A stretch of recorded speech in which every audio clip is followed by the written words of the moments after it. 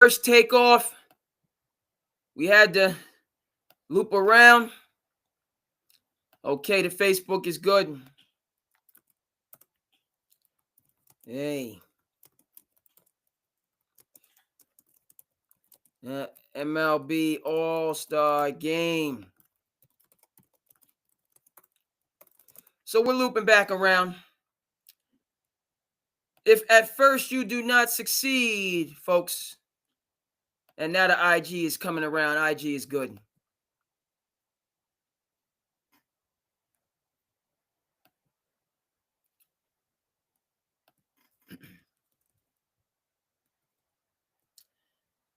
If at first you do not succeed, try again. That's what we're doing here, SandCity Sports, on the Wednesday check-in. Let's get YouTube going on.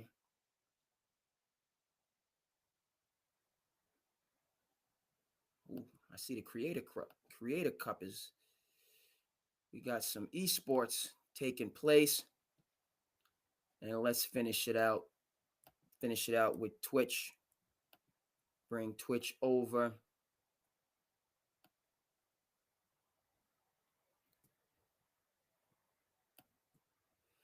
Yes, sir. Yes, sir. What's going on, Chris? Salute. Appreciate you. Appreciate everybody out there. Hope your Wednesday has gone well on the left coast. It's only 7, you know what I mean? So you're still moving and grooving a little bit later on the East Coast, 10 o'clock plus and change. But we're here. We're in the building. We're locked in for whatever it needs to be. Again, the summertime and the living is good out here on the CNI. We've had some T storms that have come through. But for the most part, the weather is good. And we're rocking and rolling. Okay. Yes, indeed, Chris. A lot to get to. MLB, mega deals. MLB. What are we talking about? MLB All-Star Game. I have a lot to say about the All-Star Game. Who was selected, who wasn't selected, and an innovation that we have been. We, meaning just the people of goodwill who love sports. We're going to talk about the MLB All-Star Game. Obviously, there's money that's being paid. The NBA is making it rain right now. Contracts are being signed. We got Summer League tomorrow. Okay, the New Jacks, Young Cooper, Bronny James, head-to-head Summer League. This is the time of year for the recruiting. Our high school players, our middle school players, the stars of tomorrow, where they're out there competing at the highest level, getting those rankings. So a tremendous amount that's going on. And then, of course, you know how we do here. We're going to get, mi casa es su casa. So if you guys want to jump in, keep it respectful. You know where to find. We're here. We're going to be here for the next hour or 2, maybe even 3. We might get 3. Who knows? Who knows? It's summertime, folks. Okay, so with the Passion Project is it has the floor. Okay, so but you come in, right? Because we do it together. We do it together. So of course, it's the conversation that creates, as David Chase said. David Chase, the creator of The Soprano. A conversation create that good marinara. You got a good pasta. You got a good, angel hair. But it's the conversation that create that good marinara that make a good dish. So guys, jump in with me. Okay, we're here for all of it. Yes, sir. SandCity, Cape Cod.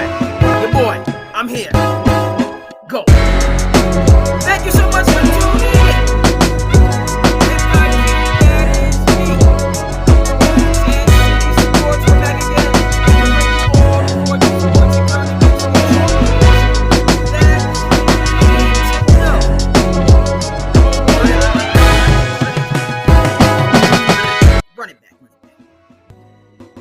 Because this is SandCity Sports, and we are to the business. We are sports, news, information, and current events. I said stop by, up here, and let me know how you doing. Let's share something new. Hey. Hold on, bring it back. Yes. My screen up here. Keep the screen up. And let's get into it, folks. Chris is already on it in terms of the NBA. Teams are out there, right? And I love how Shams, I'm getting the constant updates. I don't know if you have your ESPN notifications on, but I'm getting constant updates every time something happens. So-and-so signs a two-way deal. Breaking news. So-and-so signs a minimum contract. All this breaking news from Shams. And of course, hey, you got to, he's the man to do it. But I'm saying, give me some meat on that bone, Shams. Give me something that I can get into. All right, so today was that day where you can go ahead and get a good gobble. You can go ahead and take some meat off of that bone, right? Because the day, hundreds of millions of dollars in contracts today. Chet Holmgren got all of his money. Chris says he doesn't know if he's a max player. On face value, I don't have a problem with it. I don't have a problem with young Chet securing a bag. Okay. Reason being, Oklahoma City, they raising a banner. Okay. Championship banner is going up at OKC, and he was that secondary piece. Now, we can have the conversation because Chet was second, Jalen Williams, 11, 12, somewhere in there. Chet was hurt this year, so Chet didn't make the All-Star game, even though they should have had 3 All-Stars. Being the number one, the Western Conference All-Star that had issues. Had issues with Norman Powell not being an All-Star. Had issues with Ibaka, my man Ibaka Zubac not being an All-Star. Them just gifting it to Harden because he's a name. I thought Ibaka or Norman Powell did more to deserve the All-Star selection.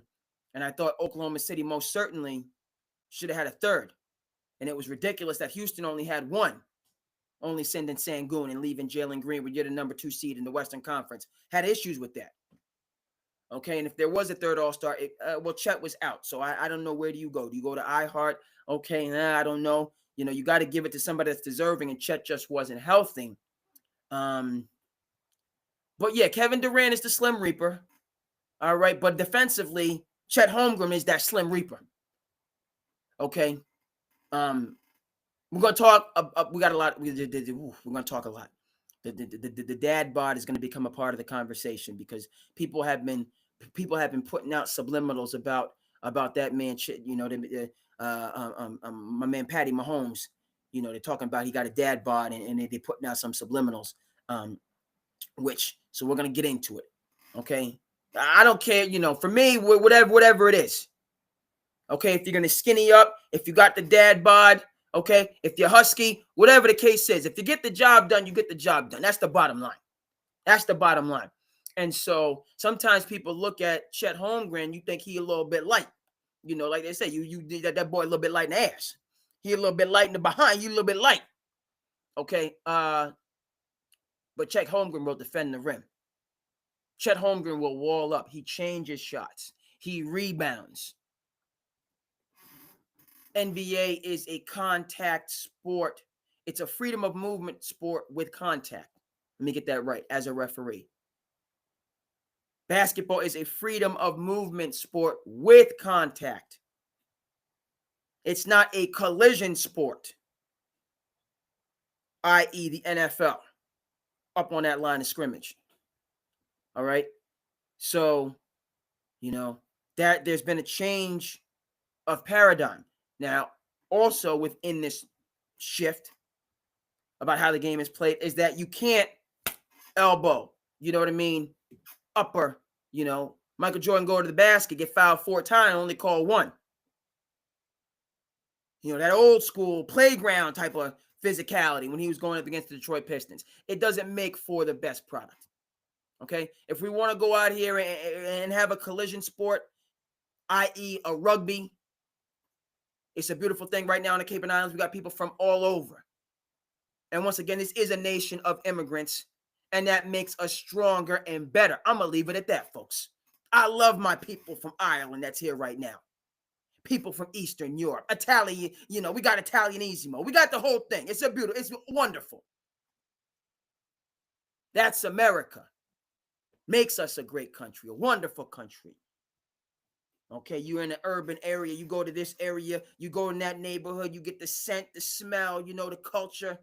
You learn something, you meet people, you develop common ground. Outstanding. What does this have to do with sports, folks? We have a number of Irish Americans and people from Ireland here. It's been the case since time immemorial. Student workers having a good experience, going out. We love them. Okay. And one thing that I bring up, hurling. Hurling is a game that they play in Ireland. And they get after it. There's woo. There's some contact that's going on. Right? People, you get knocked down, knocked to the ground. Right? But a good game. Maybe not, when I think about hurling, we might have to get that, it kind of reminds me a little bit of lacrosse. A little bit of lacrosse. Where you can get checked, you can get knocked over and out. And so the NBA has gone away from that. Different sports, I know, different sports, but it's gone away from that from the standpoint, not just that you can't check people, which watch basketball in the 80s. Guys were getting knocked out of the air, which is dangerous and unnecessary and unsportsmanlike. And so we can get rid of all those things. But Jerry Colangelo, the hand check, that's a huge difference. Shout out to Derek Harper, who will be on the screen right now as we continue this conversation.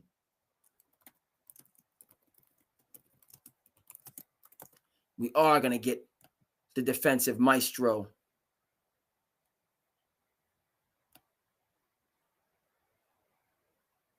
And let me see if we can get a picture of him actually hand checking somebody. Derek Harper was integral in those Knicks backcourts of the early 90s that battled with the Bulls. It's not Derek Harper. But we'll get him, right? My New York Knicks. Yes, I'm still saying my. Even though Tom Thibodeau doesn't have a job, which he deserves. Mike Brown will do a good job, but he's no Tibbs. So, yes, sir, Derek Harper and Patrick Ewing, right? Of our Knicks teams, early 90s, Michael Jordan, the Bulls, was greedy. Here's Harp battling against MJ. And I have to ask the people, you can see this. I'm not going to magnify it because we're going to stay on the screen, but we can see this in Harper there. How can you tell that this is mid-90s Harper versus early 90s Harper? And there's a way that you can tell which it is. Put that out there. I don't know if Chris, if you have the answer. Anybody out there in television land, let's go around the world to see if anybody's out there with us in television land.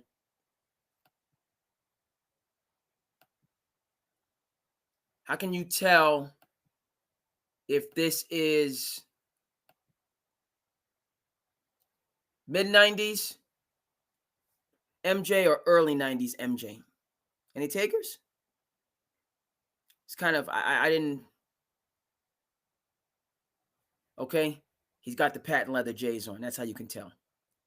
This is 96 Bulls. Black and red patent leather Jordans. For my money, the greatest shoe ever made. Patent leather Jordans are the greatest shoe ever made, as far as I'm concerned.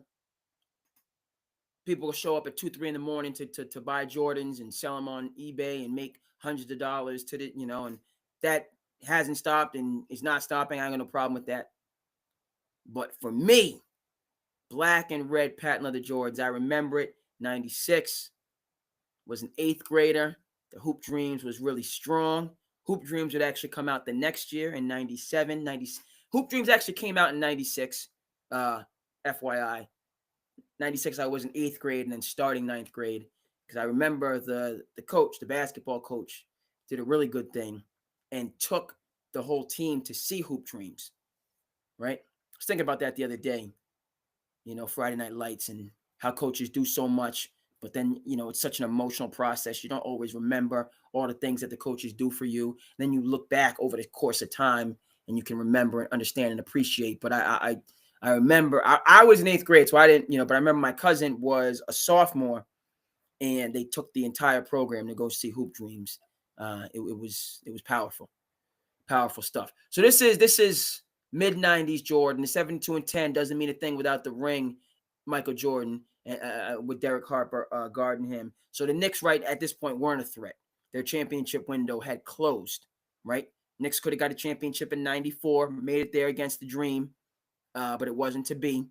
And then in 95, they were right there, got knocked off by, the Pistons, the Pacers in 95. Patrick Ewing missed a layup. If you could, right?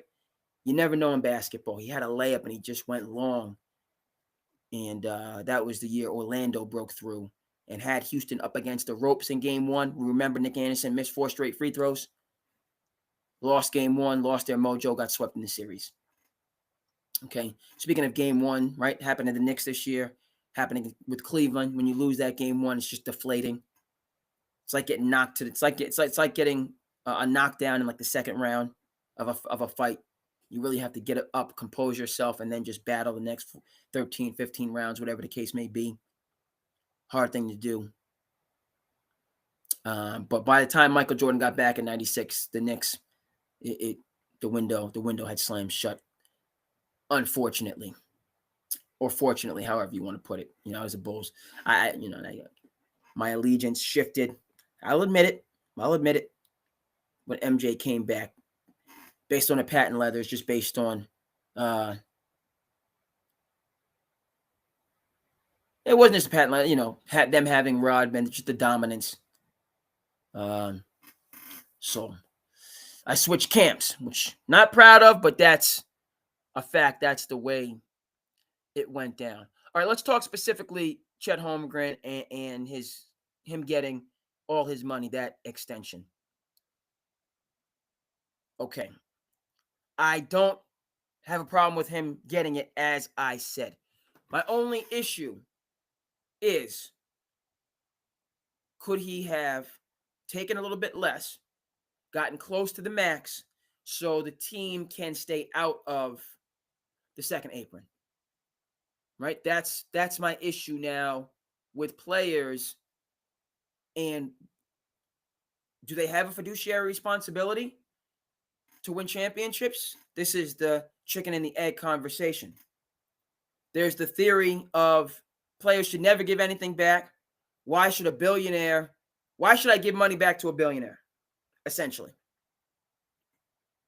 Why are millionaires giving money to billionaires? It should be the other way around, particularly if I live up to my contract. I deserve to get the max. Agree 100% with that line of thinking.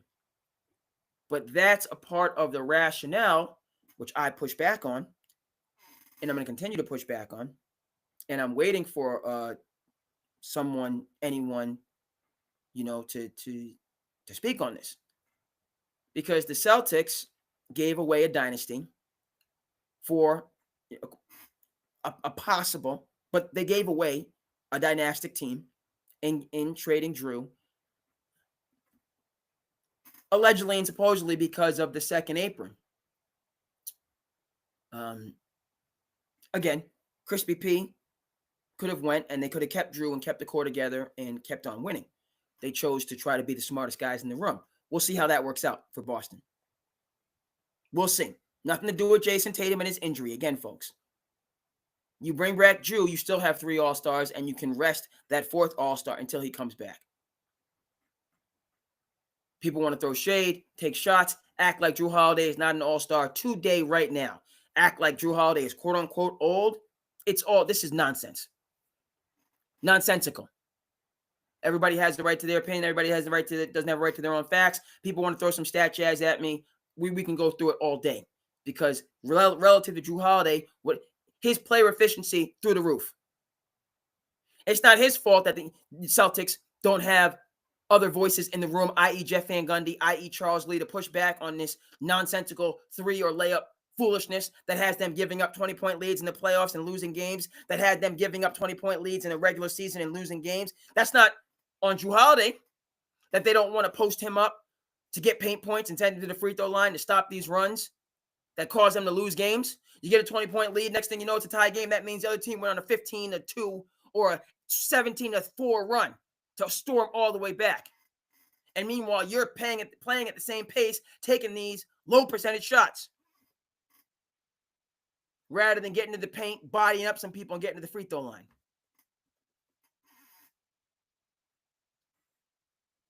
Analytics run amok. That's why the Celtics were losing. And Jrue Holiday's old. We'll see. We'll see how old he is when he goes to a contender and leads them into the Final Four, if not a championship. We'll see. But, for, you know what I mean?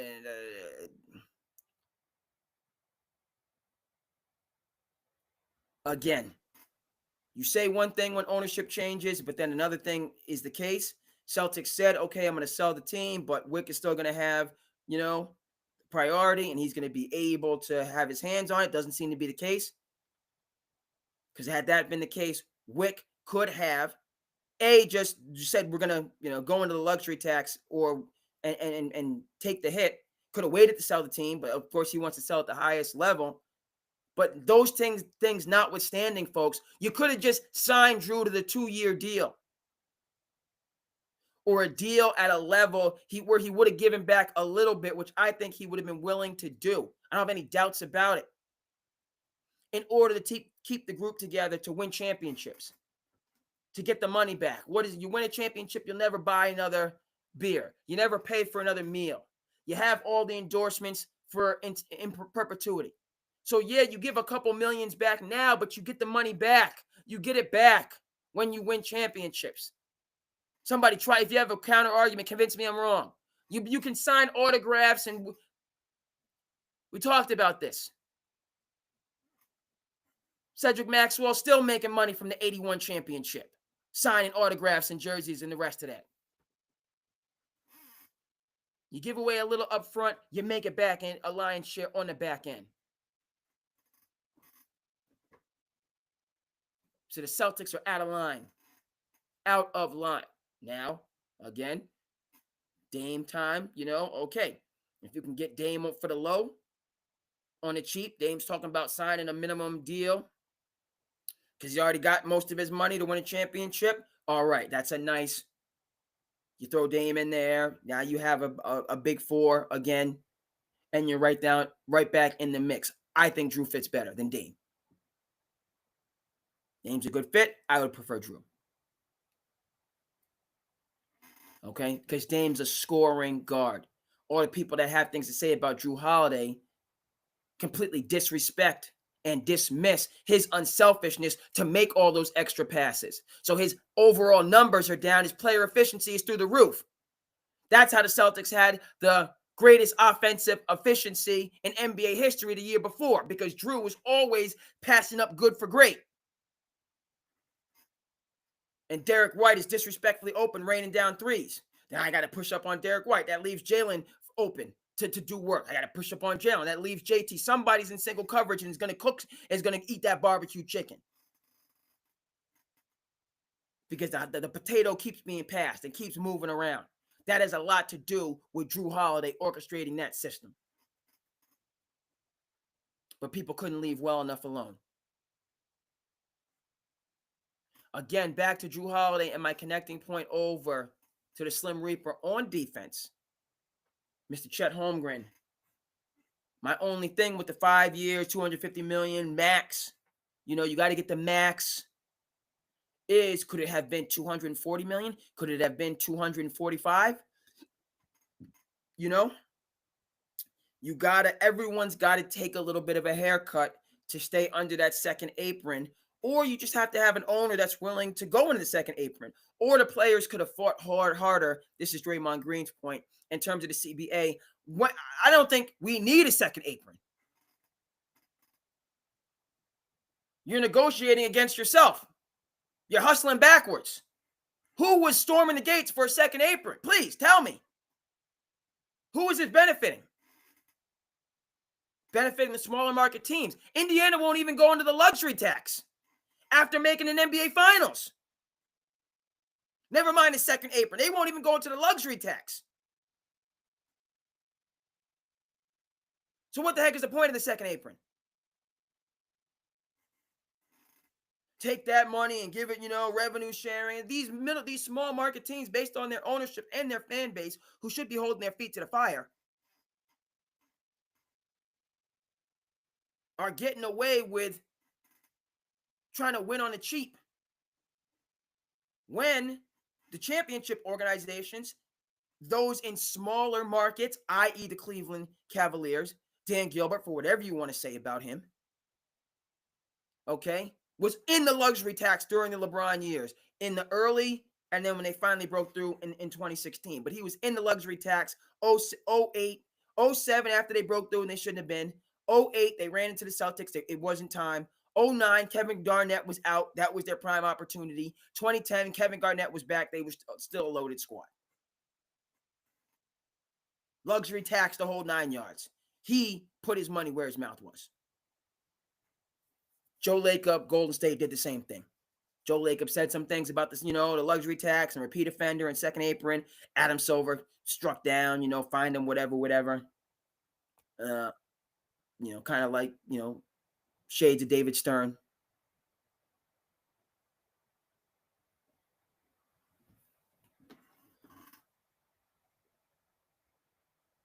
But thought the NBA could have been just fine without this second apron. As I've said, and I've said again, but the point being, let's get Chet for the folks on the screen. In a year or two, are we gonna talk about them having to lose or not being able to sign Jalen Williams? Are we gonna be talking about them not being able to retain iHeart? Are we gonna be talking about Caruso having to go?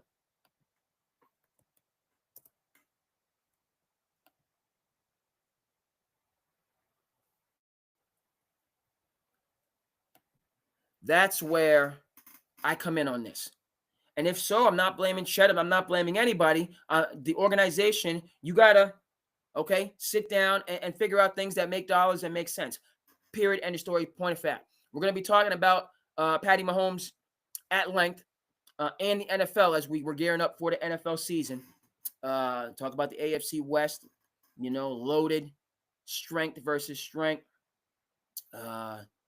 Some moves that, being made, and there's just a lot of enthusiasm and speculate. This, again, it's early July, so we have some time. But by the time you get into late July, preseason is, training camp, and early August it's essentially football season. So we got to talk about the NFL. We have a lot to discuss relative to MLB also. But what I'm going to say now about Patty Mahomes, my homeboy, and what I'm going to come back to with him is that,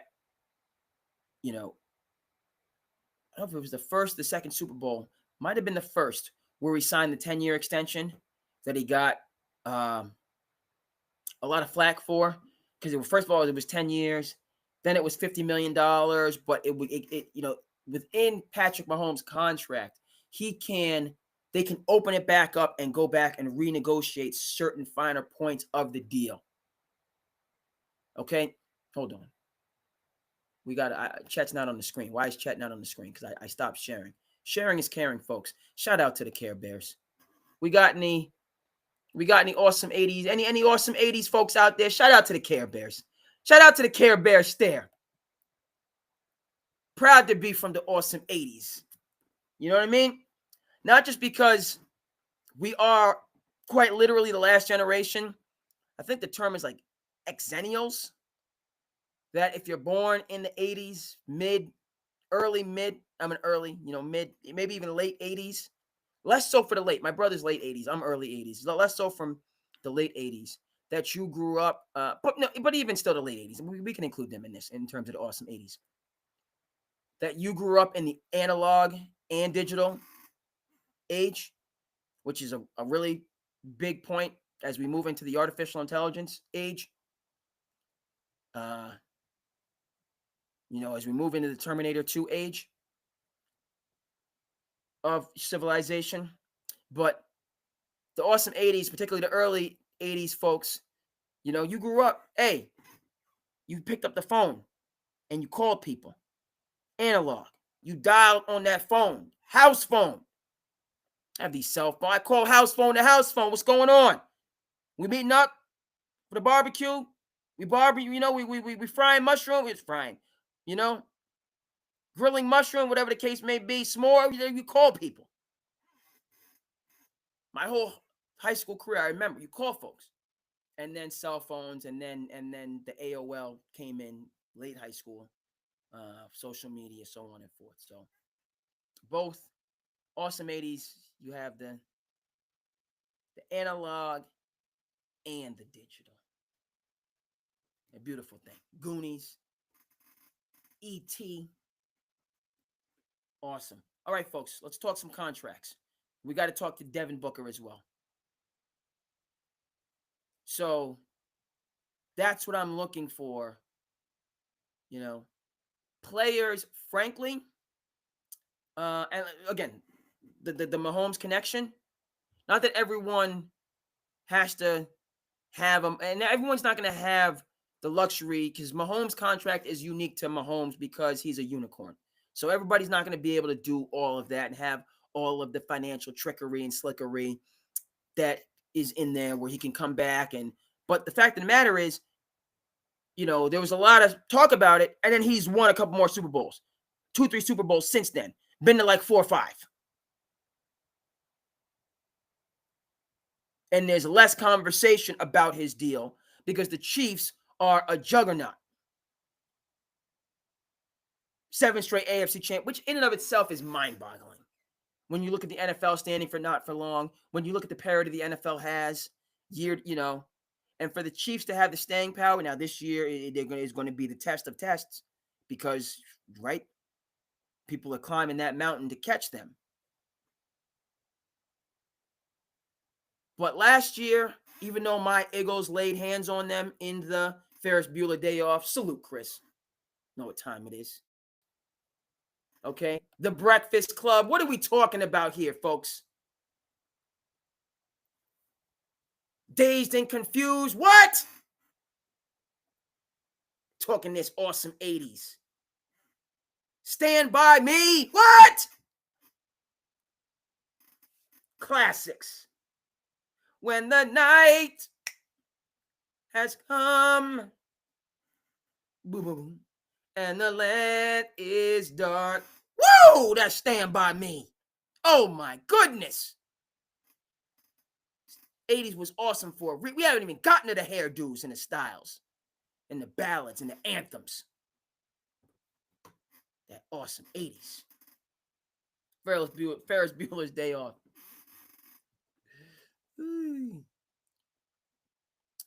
Okay, back to the Chiefs and contracts, folks.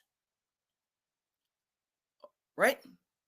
The sustained success, the organizational and institutional strength and might, we know in the real world, the quote-unquote real world, and people can attest, it's dog eat dog out there. And it's not always what you know, it's who you know. That doesn't mean you can't be a Matty Damon, a Ben Affleck, and write your own role, a Sylvester Stallone, and write your own role, a Jeffrey Wright with American Fiction last summer. Write your own role. Okay? Go out and put yourself on. You can do it. But a lot of things, as we know in the world, is, I got all the skills. I don't know you. I don't feel comfortable with you. We get into all that stuff, all that wildness. You'd be good for the organization, but you make other, and that's really a sign of just weakness, frankly. Because if you're somebody that's, I want other capable people around me, but that's neither here nor there. All right, the proof is in the pudding. Proof's in the pudding. Right, we talk about the Chiefs, Andy Reid, how he brings folks in. They come up, he has a coaching tree. This guy, you come up. I'm not afraid to bring in talented, capable people when you come to work for Andy Reid. You're starting from the bottom. A lot of guys that have gotten jobs talk about, I need to work for this guy. I need to work. It's similar in the restaurant world. You talk about it. People will go work for an acclaimed chef for nothing just because I just need to be around greatness. If I'm going to be great, I need to rub shoulders with greatness. I don't care if I don't make no money. I have, and that's, so you take, people go, there's a guy in France, has a restaurant, bowling. And people will just go to work there for nothing, just to be around, to learn and grow. Then they'll come back and open up their own restaurants and, but they have to have that apprenticeship. What does this have to do with contracts, folks? Okay. Patrick Mahomes is in an organization where he's giving back, but the folks are making the right decisions to keep the Chiefs where they need to be. They can give up Hall of Fame neon talent, i.e. Tyreek Hill, and still keep winning. Vis-a-vis the system. You talk about the Buffalo Bills and what they did last year, shining bright, had to give up neon talent and Stephon Diggs, who's got to get his act together now that he's here in New England. Too much about what's going on in his social life and drama that's going on off the field. You haven't even played a snap, Stephon Diggs. You need to be there to be a blanket for Drake May so he can grow and be great. But he had to depart from the Bills, and less was more for them because they was all united and together.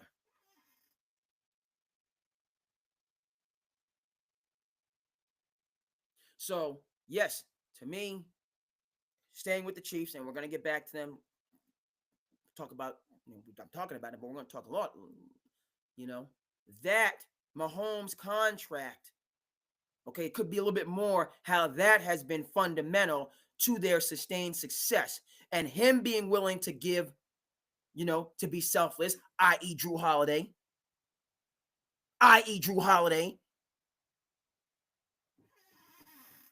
His ability to be unselfish, to create a dynastic model. Then the GM, along with Andy Reid, okay, gobbling down them cheeseburgers. Andy, I want him to spread the wealth, but I just love when he win the game and he's back on the podium again and again. He said, well, you know what? Get me a big old cheeseburger. I said, go get that cheeseburger, Andy. You deserve it. Go get you a cheeseburger, man. Andy deserves all the cheeseburger after he win.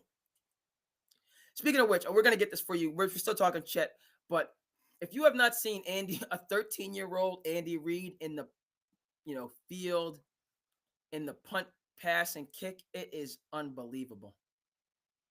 We're going to come back to that, but we're going to get that for you on the screen. Andy Reid at 13 was ginormous.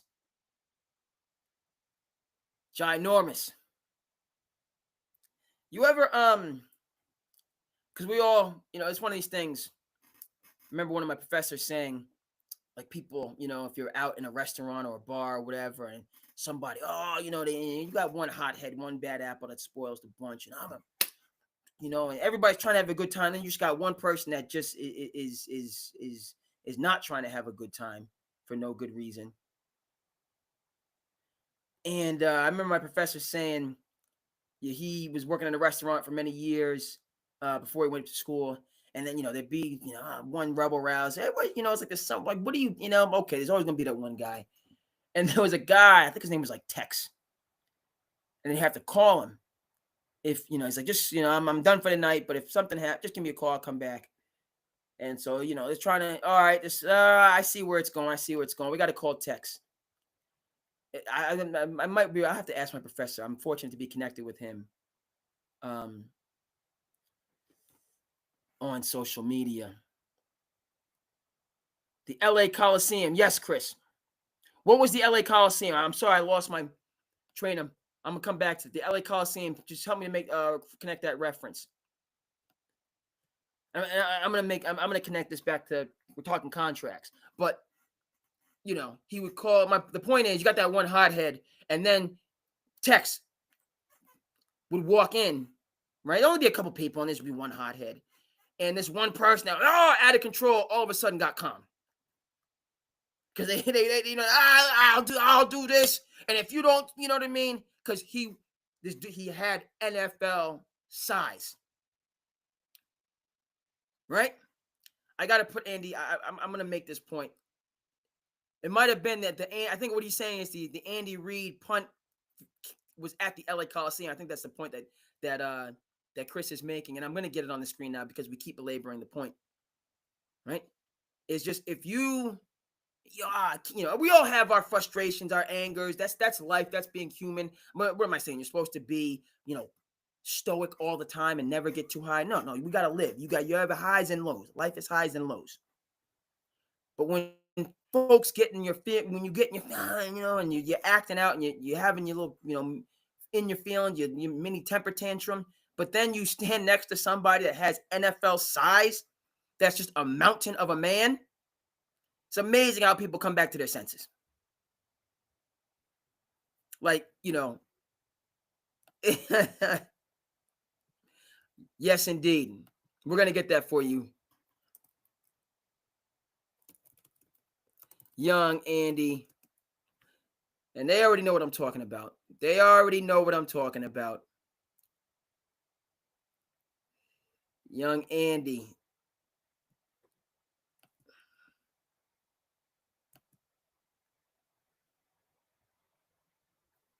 Let's get young Andy on the screen. And we'll kick it back over to Chet to talk about his contract. Chris coming through with the facts. Oh, Eagles! For Lavelle Edwards, but go back to 19th. This is the punt, pass, and kick contest. Look at the throw. Okay, not an impressive throw, but did you see a little bit of a size advantage? Let's come back. This is Eagles, Andy Reid. Run it back. An old player, of course. Played at BYU as a lineman for Lavelle Edwards, but Hold up. Thank you, Chris. That's that young Andy. Already scarfing down some cheeseburgers. He already getting on them cheeseburgers. Look at that throwback, 1971. Okay. We're gonna run it back, but that's young Andy. You seeing young Andy. We're gonna run it back. Go back to 19th. This is the punt, pass, and kick contest. Look at the throw. Okay, not an impressive throw, but did you see a little bit of a size advantage? Run it back. Something else we found. There's an old player, of course. Played at BYU as a lineman for Lavelle Edwards, but go back to that young Reid. Okay? And it just goes to the standpoint of, you know, when you see these professional guys in person, it's just mountains. Okay?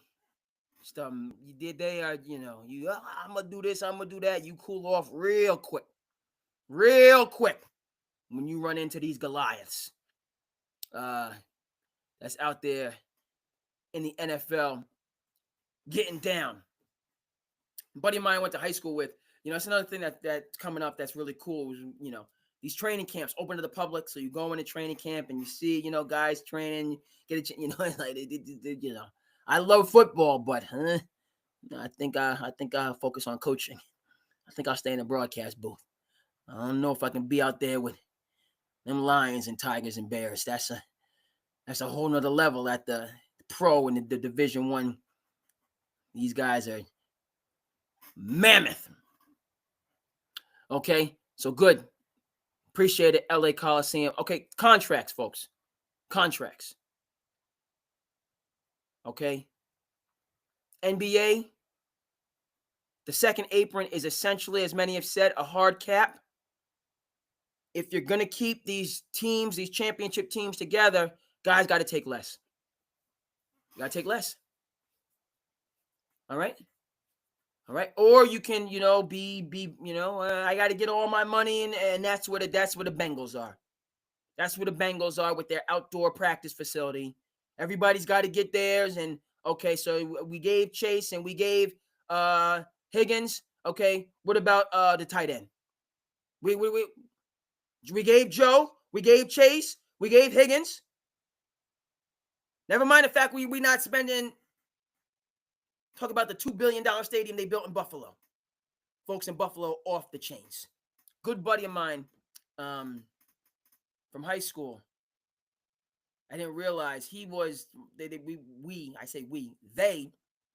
won the state championship as when we were seniors in a year where we were not favored to win the state championship. We were favored the year before. We weren't favored this year, and came out, played an undefeated team. I was talking to my buddy. I guess they had given up only 14 points all season, and just had the game like guys just balled out. Not they, and we won the Super Bowl. That was our last Super Bowl. It's been some time. We got to get another one. But you know, my buddy, because we grew up together. So one guy was the dude on offense, and the other guy was the dude on defense. You know, he was like our Dick Butkus, just woo. And he was legit. You know, had a pick six in the game that was the deciding factor of the game. So I think that speaks for itself. But he's a huge. Come to find out, he's a big Bills fan. I didn't know that. You know, the Bills are his team. You think, oh no, he's like, I root for the Bills. I'm like, okay, that's another level.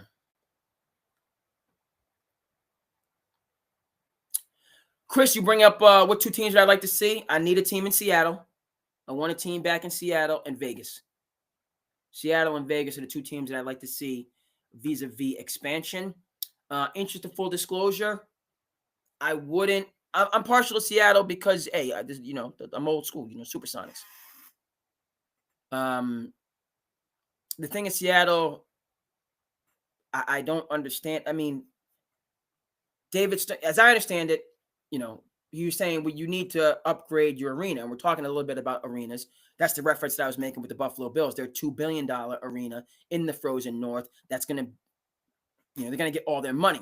Now, again, we could talk about how things work with sports fanaticism, how these teams get, because we, the fans, end up paying for those stadiums. You know, where, you know, you guys are already billionaires. You know, you guys should be paying for these stadiums, or it should have been, you know. So how these things quietly, because we love sports so much, we don't always realize, speaking of the second apron, that certain things could be adjudicated. You know, and if you don't do this, we're going to take the team, and you're not taking the team anywhere. So stop that talk. But then, you know, I think there should be more of a split between the league and the municipalities. But neither here nor there. Stadium's being built. It will pay for itself over time. All that stuff. It'd be good for the city. Okay, but the taxpayers should be taken care of. So on and forth. All right.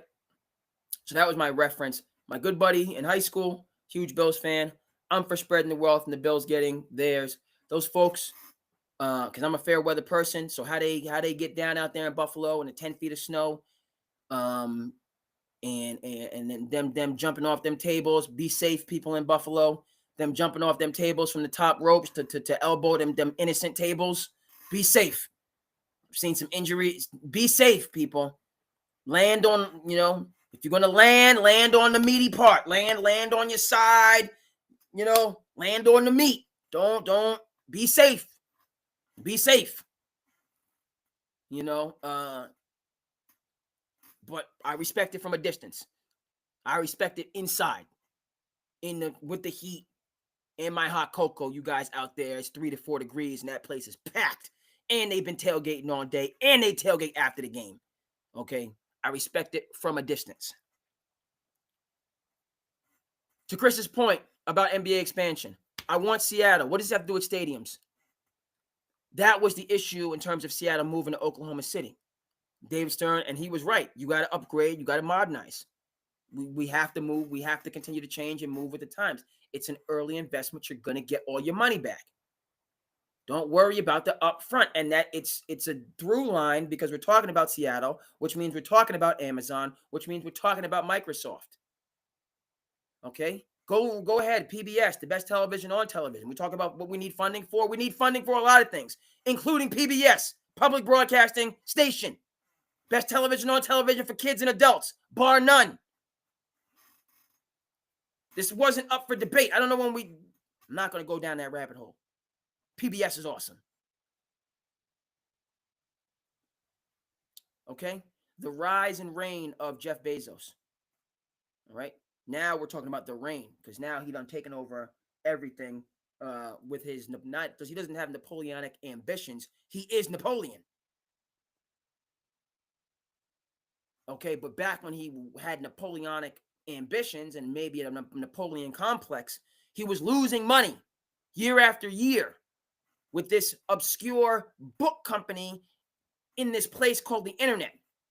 That is, the people he knew said he should just do that as a hobby and not leave his lucrative job on Wall Street.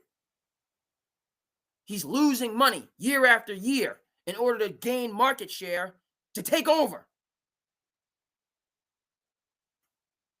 Okay? It appears to have worked. That's the whole thing about building the stadiums. Yes, you take that hit up front, but this is going to, this is one of the things that really is recession-proof. So it was unfortunate. See, David Stern was right. You need to build state. We're not going to do it, and we're not going to pay our tax up. What the folks in Seattle were saying, I think what I just kind of referenced, it does, the taxpayer shouldn't be taking the entire hit when you're talking about billionaires that have money. So you should be kicking in your fair share. It shouldn't be all on taxpayer in this delicate dance. Okay, but it needs to get done. You need to modernize your stadiums, and keep it moving. Chris, back to your point. So that might be like with Seattle, and is all of that ill will? Yes, Chris spitting facts. Masterpiece Theater, talking about PBS, the best television on television. Coast to coast, baby. Ain't no question about it. Shout out to Masterpiece Theater. Shout out to Antiques Roadshow. Frontline. What? Death in Paradise. Ask This Old House. What? American Experience. Just stop it. Just stop it. PBS is amazing. All right? So, Seattle now, who I want to have a team. I want Seattle and Vegas. That's what I want. It's like, doggone it. And Jeff Bezos is a sports nut. A part of his genius, whatever you want to call it, on whichever side, light or darkness, a little bit of both. There's that duality, but he has shown genius. No two ways about that.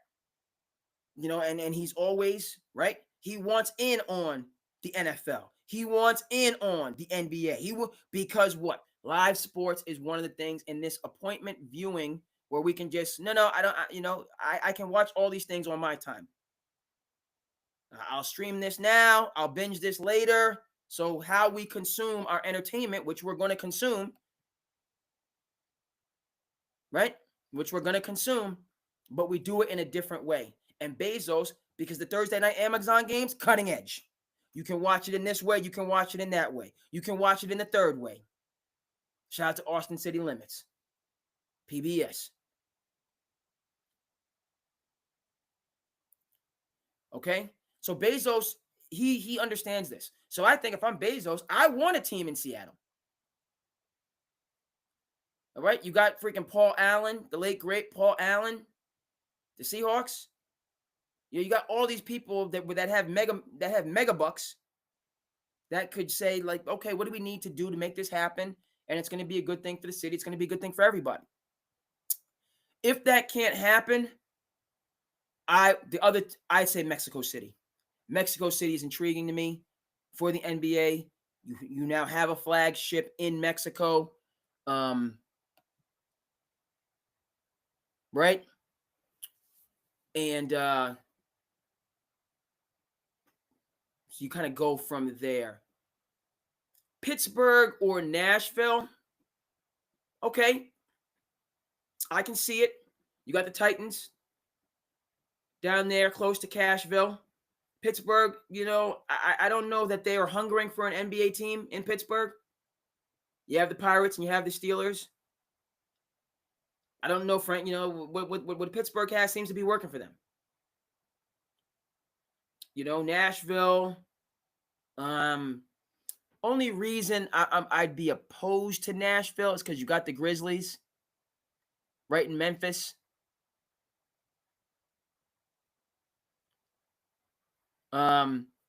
So I think the Grizzlies are enough for that market. Chris, to your point,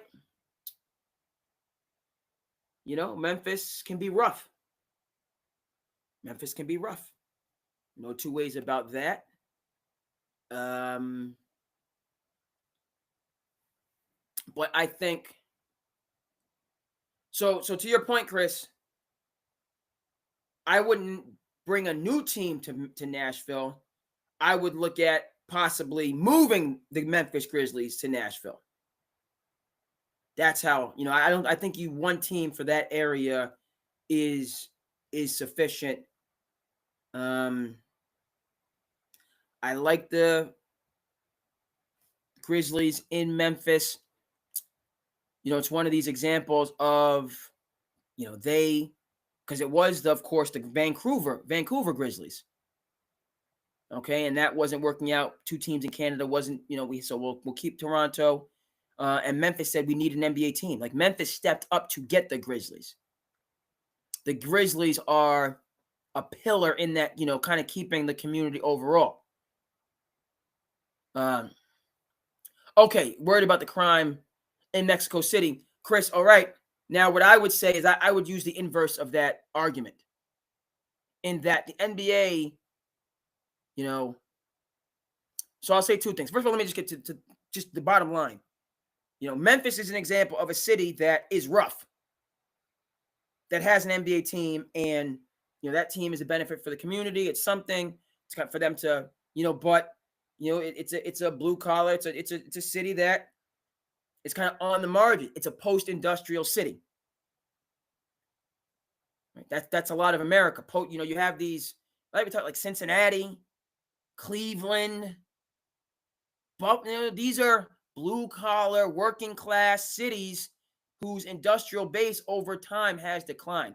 The point about Mexico City and, okay, the crime, obviously you're in not respectfully, not obviously. Let me just level set here. Right?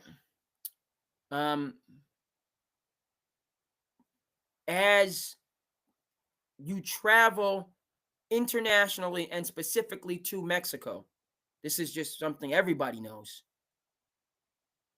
Ain't no exploring. Okay?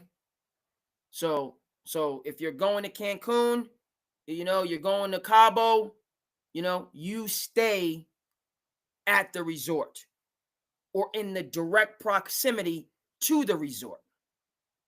You ain't going exploring, because which we don't, we have it in America.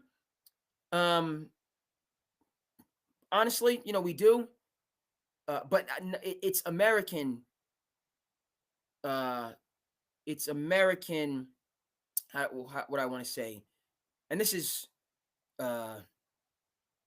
poverty, and poverty is not the word I'm looking for. Decay is the word I'm looking for, and that's a strong word, but it's a fact. So, Chris, to your point, when you go and you look at it, cities like Detroit. Now we think about the Pistons, we think about the Lions, we think about the Tigers.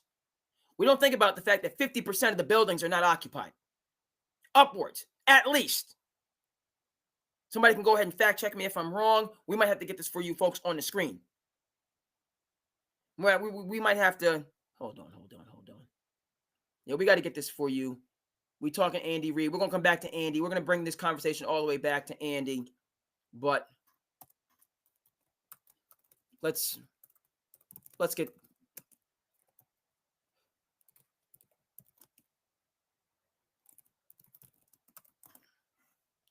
yeah, let's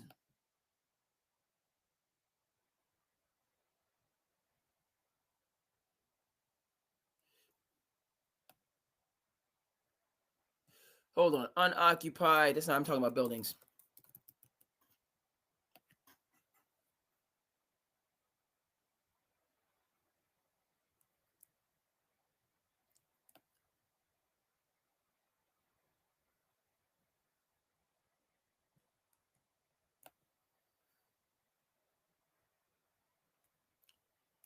And we're not gonna do, you know what I mean? We're making it do what it do. We're talking about expansion.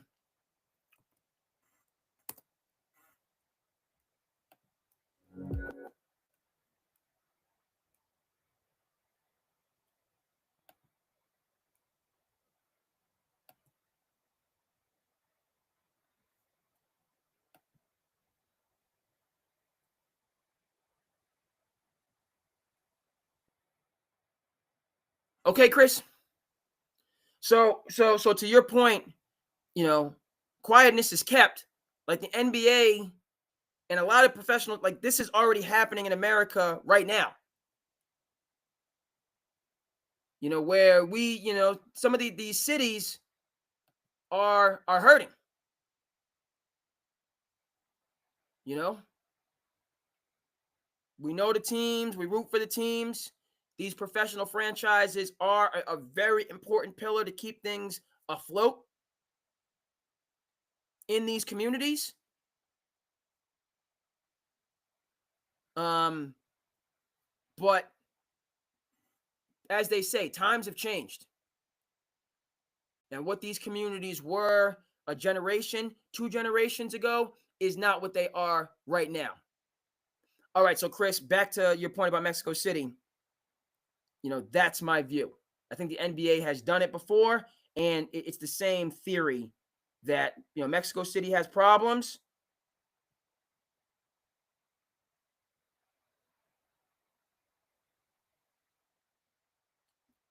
So NBA goes to Mexico City. You stay within the city limits or within the prescribed areas. Okay, you don't go out here, quote unquote, as you can see here, you don't go out, quote unquote, exploring. No, there ain't no exploration. Right?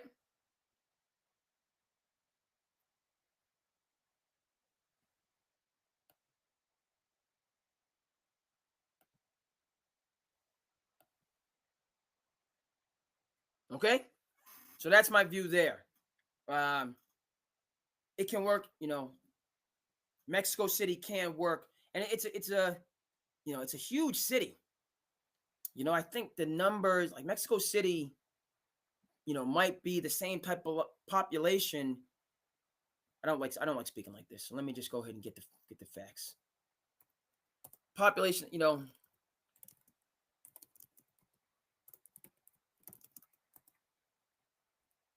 right.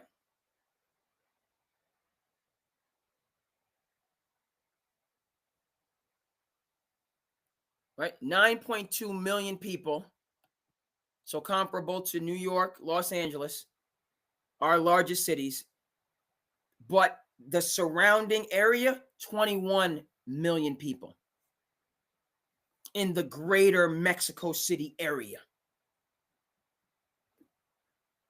Okay, so if I'm right, we have to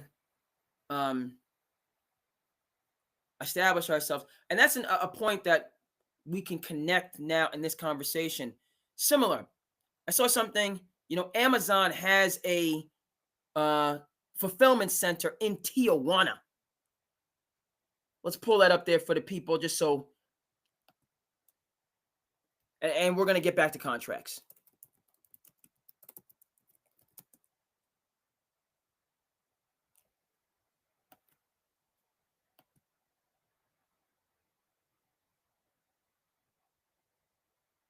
Right?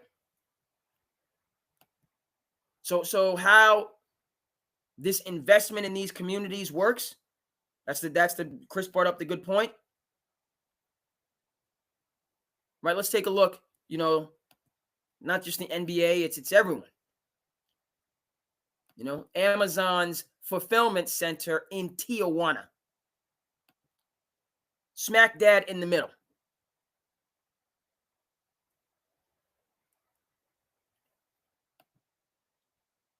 Can't really see. That's not a great. See if we can get a little bit larger of a picture, but you get the point.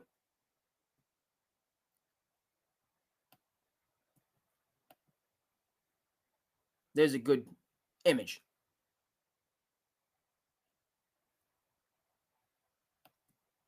Right?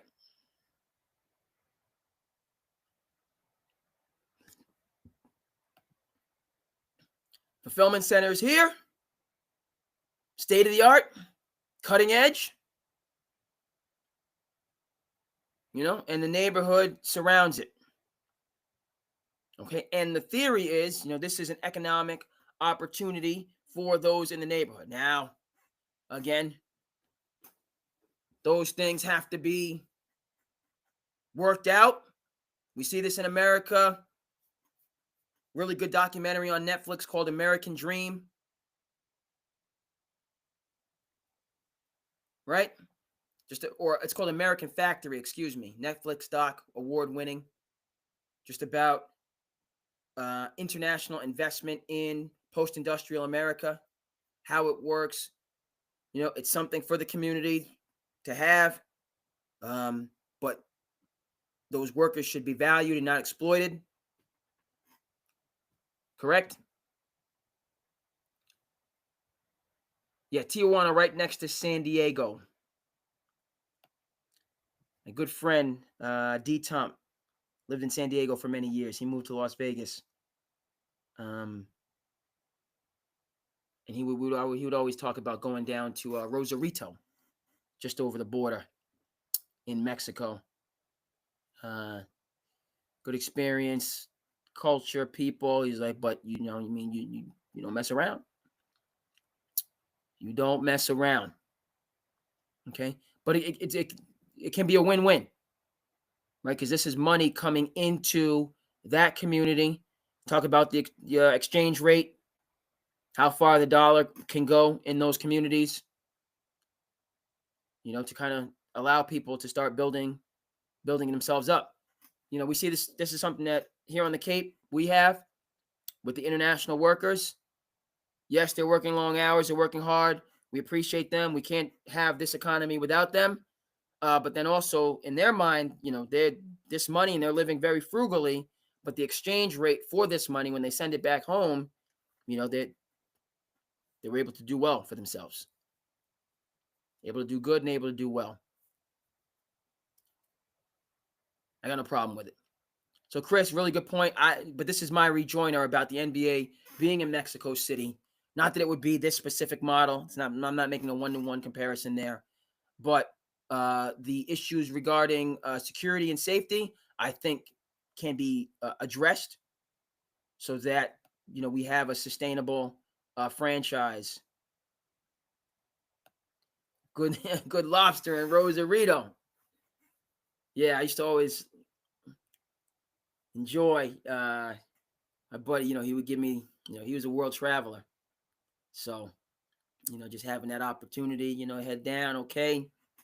Take it in, but you tread lightly. You very respectful of the people, of the local folks, the culture. But it's a win-win. Can be a win-win. All right, so let's come all the way back. We'll leave that on the screen for the time being. I think it's a good, right? Can draw a lot about which sides of the line that you're on. I think it's true in life. Sometimes you can be, with the haves. Sometimes you can be with the have-nots. All right, and you need both. Frankly, you need both to be successful. You most certainly do. Okay, let's go, but bring it all the way back to contracts. Talked about the Chiefs, right? Now, specific to Chet Holmgren, he got all his money. I'm looking at Sam Presti, who certainly knows his business, and I'm saying, okay, can you keep this group together? Bottom line. All right, there's some talk now about Chris Paul as a free agent, wants to go back to Oklahoma City. If I'm Chris Paul, I was like, why didn't go, why not stay in San Antonio and help them to be a champion? I'm not sure why Chris Paul, but he said, Chris Paul feels that he and SGA built up Oklahoma City. I think that, he was with them during the lean years, the forgotten years, when everyone's attention shifted to the LA Clippers, when they had Paul George and Kawhi together. Little did we know the only time that they would be together would be in the first bubble after they had a 3-month, rest and rejuvenation, and they would blow a 3-1 lead to the Denver Nuggets and never be seen again. But during that time when it was CP3 by himself against the world, yeah, SGA. So I get that. But at the same time, if I'm CP3, San Antonio is on the rise, in my view, swiftly. So he has a chance to be on the ground floor of an emerging champion rather than set his sail with an established champion. Everybody has the right, it's your labor power, it's your decision. But we shall see. It's the same for both these teams. The Spurs, the Thunder, again, take it from a jilted is one way of saying it. Insulted is another way of saying it. Person here in Boston, with how the offseason has gone for these Celtics. Reporting now is that Al Horford's out the door. Okay. Looking at Golden State. Again, another pillar of the championship culture. Yeah, he's only going to, but Al would give you serviceable minutes. That 20 minutes with Al Horford, slowing down Giannis for a time, hitting the occasional 3. Bill Walton-like. Not the same as Bill Walton in 86, but Bill Walton-like.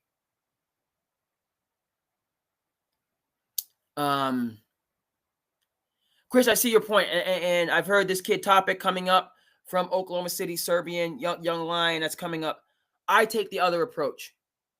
What you're saying, Chris, so Chris, good point here. He's saying this kid topic coming up, Jalen Williams might be expendable. I take the other, I see what you're saying.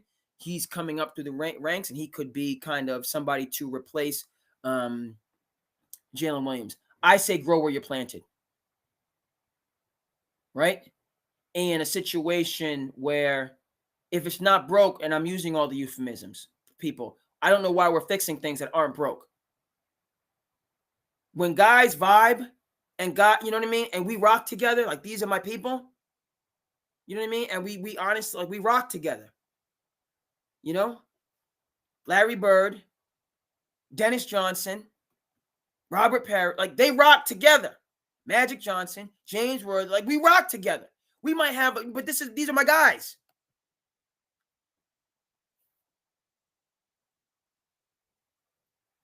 Okay, let's talk about the Paul George trade. In retrospect now, that was a Jerry West trade. The late, great Jerry West. Arguably the greatest executive in NBA and sports history. Chris brings up a point, was that the worst trade in sports history? Let me tie these two things because you make 2 points, 2 strong points together. Let me tie them together, and then Chris continue to go off in the chat. As you know, and if you need the link, it is what it is. Let me just go around the socials. We here. I know it's late night for the working class heroes that's out there. What's up? My man, Super Unknown. My man, Andrew, coming in the chat.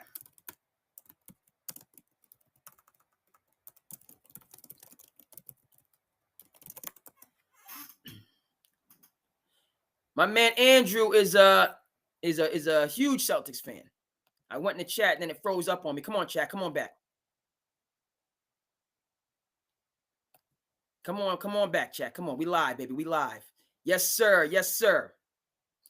I mean, Andrew, he had some commentary for me. I didn't see it early on. I apologize. I will get back to it. Got to check all the certain, make sure everything is where it needs to be. We're gonna see. Is the Paul George trade the worst trade in NBA history? In retrospect, you could make the argument. But let me just, on this idea, the Serbian kid topic coming up, I say grow where you're planted. Okay, and is a situation, folks, because let's remember, this Oklahoma City team could still have Josh Giddey, who's about to secure himself a bag. So, could still have Giddey. Now, he would have had to giddy up and come off the bench, which he didn't want to do. Could have won a championship that way in that Caruso role. Could have had a championship and then went off and had his own team, so on and forth. He was offended. He was in his feelings because he got put to the bench, as he should have been, because things weren't working against Dallas, who was shooting him out of the building, he got it, and he said, I need to go. I want to go, I want to start, and I want to be featured. So he left the going thing until now. He's going to get his money, but he's really in basketball no man's land when it comes to winning. Even though I have all the respect in the world for the Bulls and Arturas Karnisovas, who built the Denver Nuggets into the championship team that they are, and Billy Donovan, who is a first-rate coach. So why the Bulls just confused me. The personnel, Zach LaVine hasn't been about winning. He's been in his feelings, and Lonzo was the most important player because he was the distributor that they needed. So there's been certain things that way, but I just feel the Bulls should be better. They have talent. They play the right way. They just don't win for whatever reason. But Josh Giddey said, I want out, so you can go. There's the door. Let's be respectful. I want to try to get you to you don't want to be if you're not down for the journey, then the best place for you is to go. Right? But that is like this idea that you can build up the next player. This was the Patriots way for so many years, right? I'm not going to pay this guy. I'm not going to pay Asante Samuel. I'm not going to, when it's time for you to get paid, you can go. Because I will build up that next player. And that was the Patriots way, and it lasted for 2 decades until we realized who the indispensable man was. And it wasn't Bill Belichick, it was Tom Brady. And it took for Bill Belichick. Josh Giddey's a poor man's Luka. We'll talk about that. I need to see some winning from Mr. Giddey. I agree with you in that Josh Giddey has a Cooper flag, right? We're crowning Cooper right now, but there's a lot of Coopers out there with that 6'8", point forward that can do a lot of things. The Bulls have a young lion in Matas Boulias. Same thing, 6'9", explosive. This is what, and I don't think Masai Ujiri should have gotten the boot, but I at the same time, I have no idea what he's doing in Toronto. Masai Ujiri wants a whole team of Cooper flags.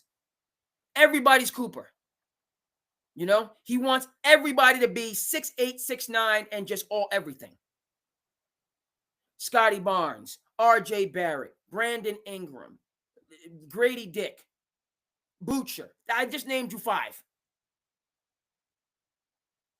And they paid quickly. They got, but just all, this death lineup of just, it's almost like the Predator. Just all these super versatile guys. Yeah, Giddey, he's talented and he can do a lot of different things. He's a nice player. I like to see him contribute to winning. He's there in Chicago. Why didn't the Bulls at least make the playoffs? If you're there, you're balling, you have a system, Josh Giddey, I need some wins from you rather than just some empty calorie stats. Okay, back to Oklahoma City, and Sam Presti, or this, I'm gonna have your replacement right behind you, so I don't have to pay you, and we can just keep rolling this thing over, keeping the same talent but staying below the salary cap, because we're not, when it's time for somebody to get paid, they just leave and we just bring the next person in. And basketball is different than football. Clearly, 5 guys, 11 guys, all these different components. All right, and that only works. You can keep replacing these parts if you have the guy. And it's different in basketball because there's only 5 people, so that connection is stronger. So it wasn't, we're going to replace Scottie Pippen with Sean Kemp. Because GMs win championships, not players. That's what Crumbs had to say, the late, great Jerry Krause. And he was great. But he wasn't great because he didn't know how to take a step back and give credit and get into all the personal stuff. And he never let that chip go off his shoulder, and he gave away a going thing. The Bulls could have kept winning championships if they kept Michael Jordan in 99. They could have kept winning. But, you know, the smartest guys in the room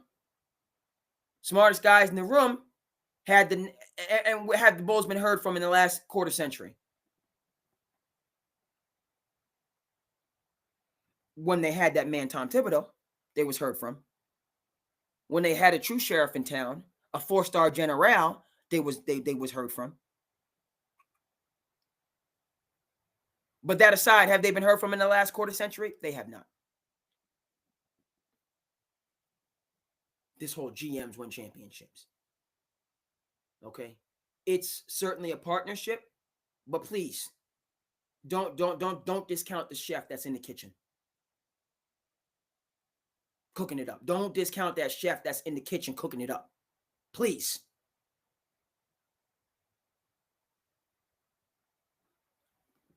Right? So Sam Presti, all his picks, this young man topic coming up, you know, that's my sixth man right there. That's my mono. That's my Jamal Crawford.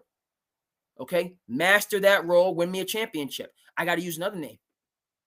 If we're going to have this conversation about what's really going on. I got to use another name. Okay? That's my Havlicek right there.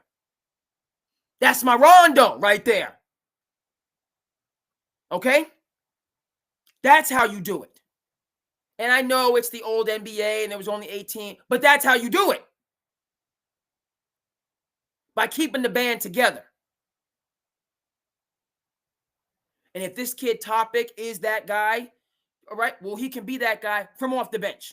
Because what we already have our power lineup. We got to think it's established. This championship thing is established. Now, you coming in, you can contribute, have the role acceptance. Master that role off the bench. Shine bright. And the thing is, you're going to get your money anyway. The whole thing behind this whole idea that Jrue Holiday is washed. Okay, this ridiculousness that's out there in the ether. That Jrue is washed because he's not an 18, 10, 7, because he has less usage. But his player efficiency is still through the roof.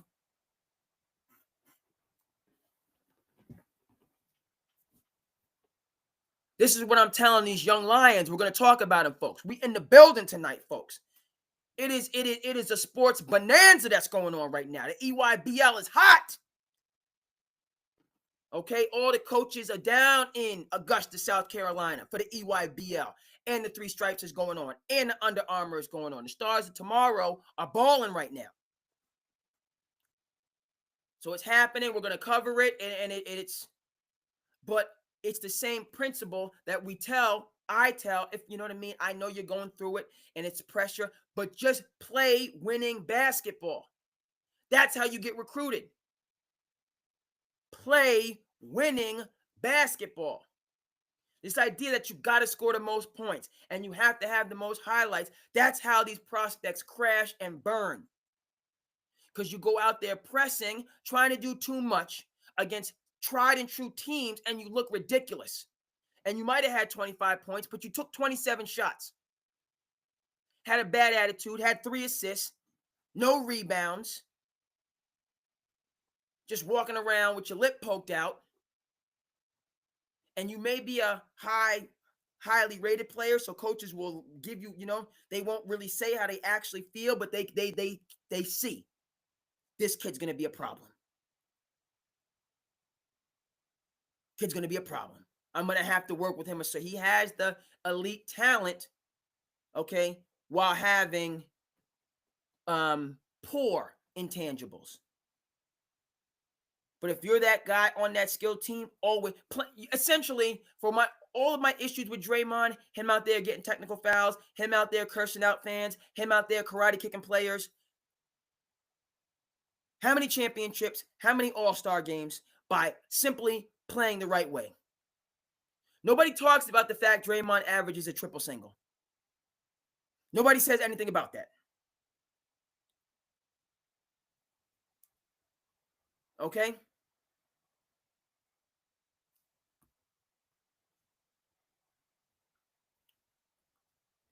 because he wins playing the right way.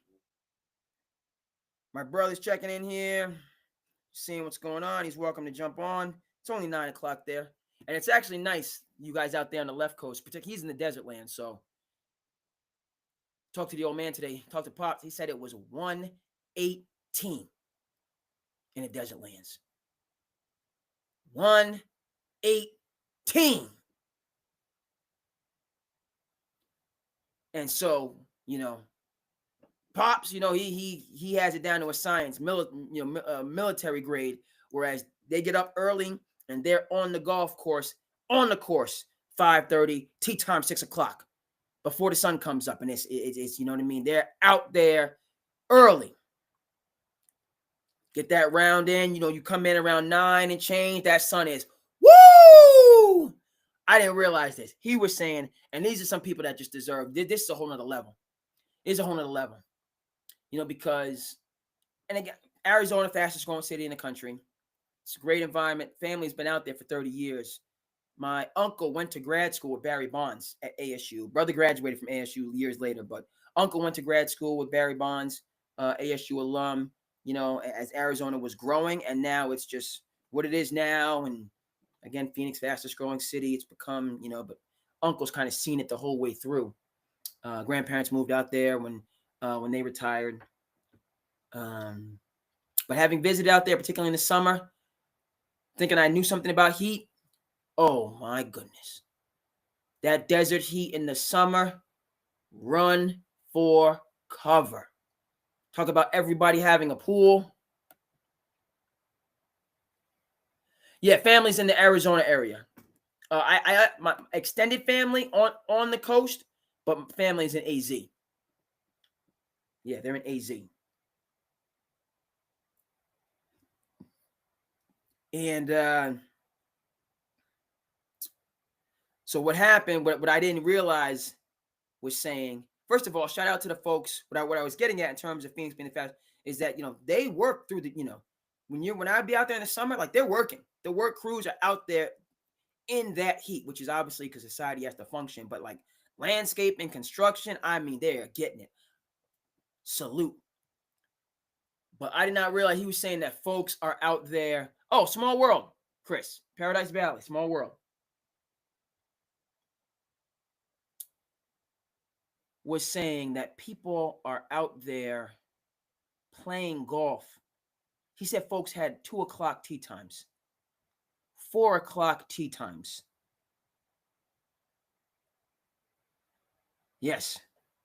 Yeah, I'm out there. I'm out there for the holidays mostly. Holidays, and then I'll go visit, But it's wonderful. Particularly, summer, really 9 months out of the year, the summer is just a different animal. It just is. But you see why people winter there. Early spring, beautiful. But these folks out there playing golf in the 115-degree heat, I tip my hat to you. Tip my hat to you. That is a whole nother. That's a whole nother level. Y'all got going on. Whole different ball of wax. So, salute. It's cool. Paradise. It's really nice. Said and I'll say it and I'll say it again. Yes. Scottsdale area. And that's where a lot of folks, speaking of, Scott, I call it the greater Phoenix area. Glendale is in the north. So maybe 25 minutes, 30 max of Phoenix. But then Phoenix, Tempe, where ASU is, and then Scottsdale are all like right you can be from Phoenix to Scottsdale in 15 minutes. Phoenix to Tempe in like 10 minutes. They're all really close, like 1, 2, 3. And then Glendale, where the Super Bowl is. Super Bowl is in the north. So my bro might jump on. This is a really good through line in the conversation. Because we got to talk about Bradley Beal and him securing the bag. Got to talk about Bradley and him getting his full bag. Okay, but specific to the Thunder topic, all those State Farm is up in Glendale. That's where they also have the Final Four. Final Four is also up there in Glendale. University of Phoenix and Grand Canyon U, all these online schools. A lot going on in the Valley of the Sun. You got to keep the band together, folks. You got to keep the team together. Okay? Hard cap, figure it out. Take that haircut. And I know it's one thing to say, it's one thing for the average person to say somebody should give up $5 million. But would I give up $5 million? And you're not sure. And you have this short window. So granted, it's these are hard conversations. These are the hard conversations you got to have, my brother says. Okay, bro might jump on. He's in dad mode. Which is first things first. And if he has time, he will jump on. Little niece, who's a ball of joy, is 4 and change months. 3 and change months. March birthday.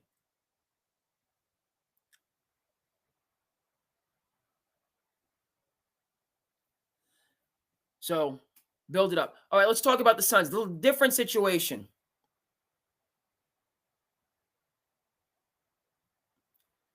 Different situation.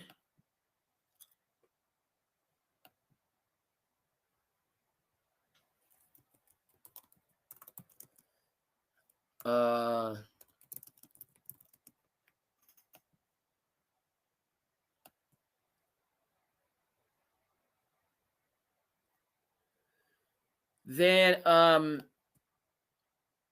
we're talking about teams that are building championships. Suns are trying to build their way out of the basement.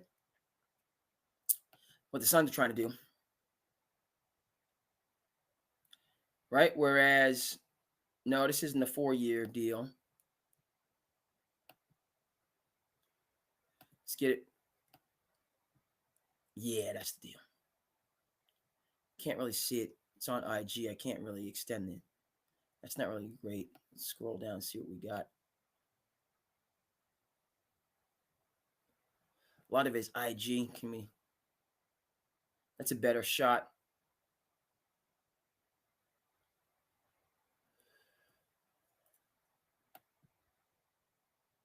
So Brad. Devin Booker's extension.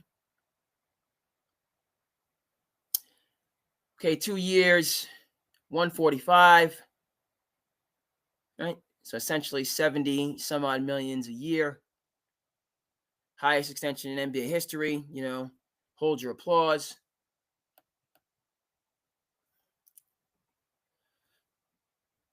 Can the Suns win a championship paying Devin Booker this type of money? Answer is yes, because there are other major contracts. Rant gone, and Bradley Beal. The tea leaves say he's heading to the LA Clippers, which is a good space for him. Also, the tea leaves are mentioning the Miami Heat. 2 good places. He needs structure. He's a reclamation project. Okay? And those 2 teams do a tremendous job of taking talented, possibly wayward, possibly disillusioned players and building them back up into championships. Pieces on championship teams. Talk about Kevin Love going to Miami and being having a role. Harden, okay, with the Clippers, right? Reinvigorating his career, remaining at an all-star level. Okay. So it's going to be Booker against the field, Booker against the world. He's gotten all his money. Here's my thing. So now that you have all your money, Devin Booker,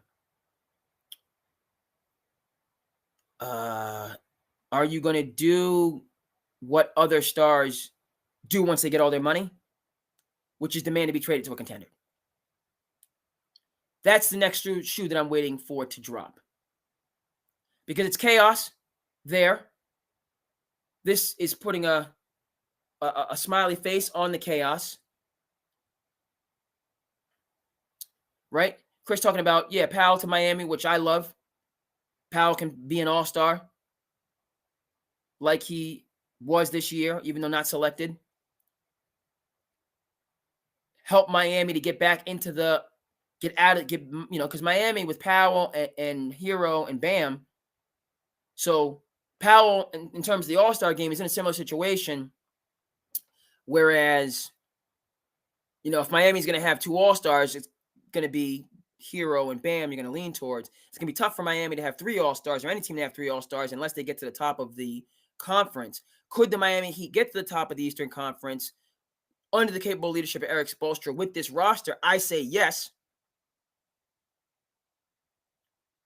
They have three all-star level players, and they're going to play hard, so the Heat could climb up the ladder, which I'd like to see, with the East being wide open.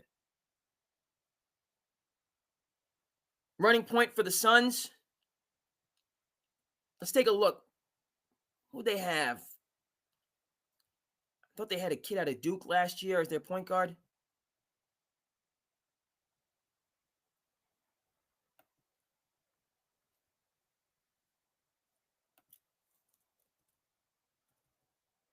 Yeah, Tyus Jones. Serviceable. I say you give it to Tyus. He's a game manager, distributor. He's gonna walk the line and be an example. Situation in Phoenix, when they had Beal, they didn't have a point guard the year before. Or I don't buy that logic. They didn't have a point guard. What I think is they had three guys that weren't willing to bend. Booker, or how do I want to say this? Because the Suns missing the playoffs the last 2 years is criminal with all that talent. To miss the playoffs with all that talent, that's the AAU mentality that I hope guys don't have. Now, of course, that's what's going to be the case during this live period. Guys are going to get in their feelings and have attitudes and tank their teams because that's what happens in youth sports. That's what happens guys, do that stuff. That's what's happened with the Suns. So, Chris, back to your point about a point guard. Tyus Jones filled that role, but they had the Suns, and never mind the narrative about fights in the locker room, which sounds about right. To me, they were just a bunch of malcontents. A bunch of guys that had, just didn't want to put a smile on and give me a happy face and just, right? You're in a great city. Great, let's just come to work, have a good attitude, and edge out some wins. Somebody that does that type of work? Last name Holiday, first name Drew. I'm gonna look on the sunny side of life. I'm gonna see the glass is half full. And I'm just gonna come to work, and just do my best what the team needs for me to do to win. That's how Kevin Durant plays, by and large. My issue with Kevin Durant, and he's been on Mind the Game quite a bit. We're gonna get to that when we get to slice of life on the back end. I really appreciate. Thank you so much, Andrew, on the IG for checking in. Much love and respect. I appreciate the check-in. Those on Facebook. It's summertime and the living is good. I know it's late for the working class heroes out there. My schedule has changed, so I'm working a bit of nights now. So I got the days to myself, even though there's a tremendous amount going on during the day that you don't want to let anything go and miss. Because you got to make hay while the sun shines. So I've been frankly taking advantage of the beautiful the weather, and I can't let I can't. I gotta just take it all in. I got to take it all in.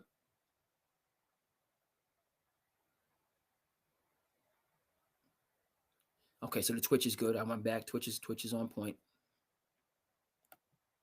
So we're good across the board. All right, but for the Suns and them having a point, and it's not about the point guard. It's about guys being selfless and team first and getting out of their feelings and not bringing bad energy when you're in a position of prominence.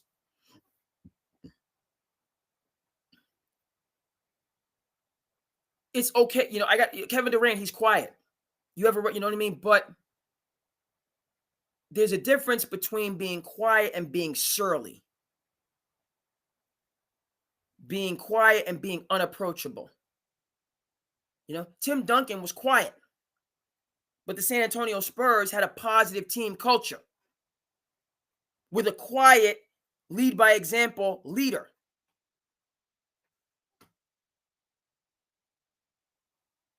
Right? So that's the distinction that I see with Kevin Durant. Sometimes he goes to teams and he does all the right things professionally, but personally, and again, you don't have to be the outspoken guy, but you can support somebody else to be the leader in a positive direction. And with the Suns, I feel like their stars were just indifferent. And they didn't say anything, but they showed a calloused, casual contempt for what was going on, with an attitude that you can't talk to me, you can't speak to me, because I am who I am. That's how you burn through a Coach Bud. That's how you burn through a Coach Vogel. 2 championship coaches. Yeah, you're not saying anything positive. You're not saying anything negative. You're also not saying anything positive. And your body language is standoffish. Yeah, you don't say anything, but you're showing me a lot. Knowing full well that everybody on the team is looking to you. Mr. Kevin Durant, Mr. Devin Booker, Bradley Beal to a lesser extent. Bradley Beal was in his feelings, but he was to the side. He was in his feelings and surly, but because he had an ace up his sleeve.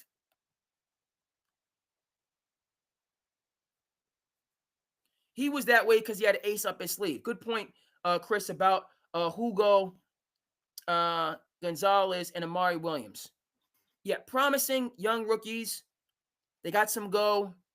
Summer League phenoms. I like them.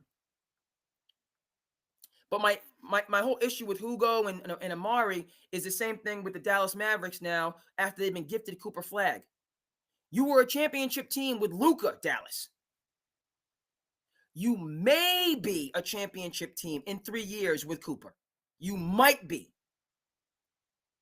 So the Celtics, they drafted well. These are going to be guys that are going to be developed. They're going to contribute to other teams. You look at what Nesmith did this year with Indiana, balling out, raining down threes on my Knicks to steal games. You know, there'll be good players that, and now we're in the whole potential phase now. We've forgotten the championship phase that the Celtics were just in. Now we're going to, so you gave up championship conversation for potential conversations, which I think is ridiculous. Right?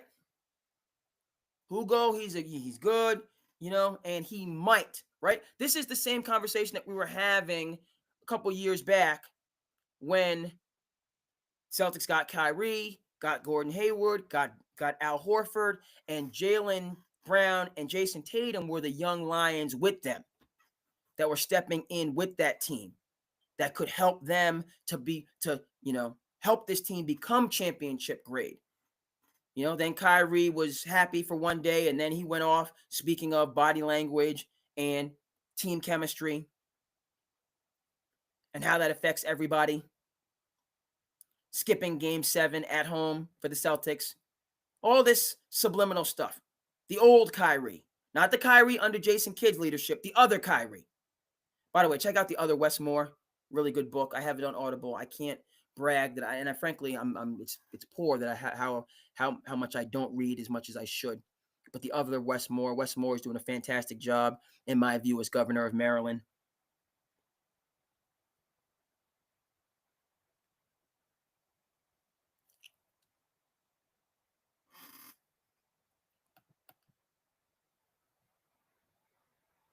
Right? So Hugo and Amari, nice young pieces. The Celtics have some other rookies and second year and third year guys that are just good pieces. Some of these guys are going to get opportunities now with Tatum being hurt. It doesn't amount to a championship. Right? Now, you kept Drew Holiday and brought in Hugo and Amari. And, so with the Drew situation, they didn't plan ahead. Now you have him for 4 years, so you're going to have to, get into that luxury tax. I think it could have been done other ways rather than Drew's money. I think Crispy, as I've said and I said it, but why am I continuing to make this point? Because this is where I would be excited about Hugo and Amari, not just because Drew would be, and they already have role models and leaders. JB and JT can do that and mentor them. Drew would, and Derek White. So you got the 3 guys that are going to do that. Drew adds to that. But now they're competing for a championship as promising young guys coming up through in the fold. I don't think the Celtics are a championship team now. And by the way, let me just add to the fact that I keep overlooking the fact, and I'm going to, interested full disclosure, that the Celtics did get Anthony Simons for Drew Holiday. So you do have Simons, which again, I just, so on paper, right now, the whole Dame thing, because we already have Simons, and now Dame coming to Boston, that's right. What are you going to start Tatum at the 5? And it'd be Dame, Simons, White, JB, and JT. So Dame coming to Boston would be, a real abundance. Simons, which during the regular season would work because Tatum's going to be out. Then in the playoffs, somebody's going to have to come off the bench. But hey, that's the same scenario. Chris, back to your point, even though it's not to my liking, where these guys are learning in a championship level environment. Anthony Simons is a good player. He's no slouch. Celtics got a return for Drew. It's not the same, but they got a return. And you look at 2 All-Stars. I think Derek White can be an All-Star with JB, and then Simons is your fringe All-Star.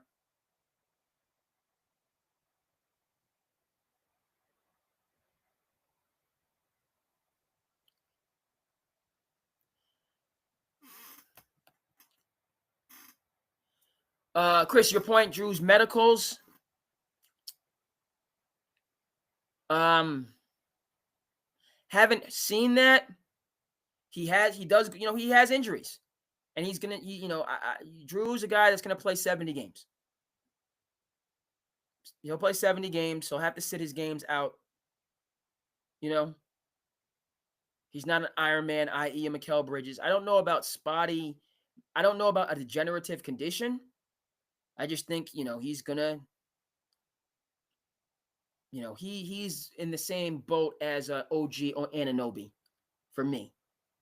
I mean, under no circumstances will he play 82 games and 35 minutes a game. Drew is a player of the load management era. You can load manage him to make sure that he's ready to go for the playoffs where you get your return.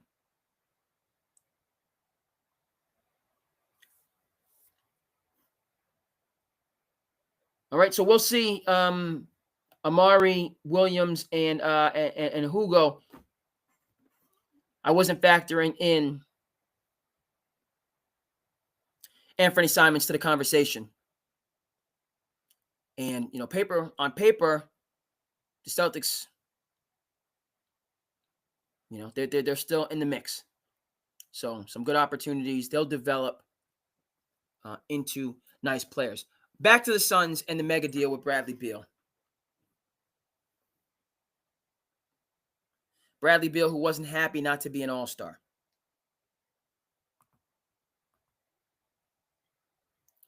I don't see too many all-star games in your future when you're not even in the play-in, Bradley Beal.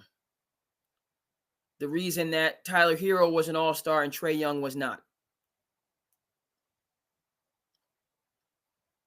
Tyler Hero's team was in the playoff conversation. Trae Young's team was not. That's your all-star. So for the foreseeable future, because the Suns, all right, so they have Beal. They have Booker. They get rid of Beal. Jalen Green, he does a lot of the same things so you still have two of the same thing. So I think you need to move off of Jalen Green to get yourself a big. You can check that. They don't need a big because they have Mark Williams and Maluch. So you move off of Jalen Green to get a small forward or a point guard to balance out your lineup instead of having two players that are identical. Now, theoretically, you can just put one on one side, put one on the other side, and do the whole my turn, your turn thing. It's essentially a repeat.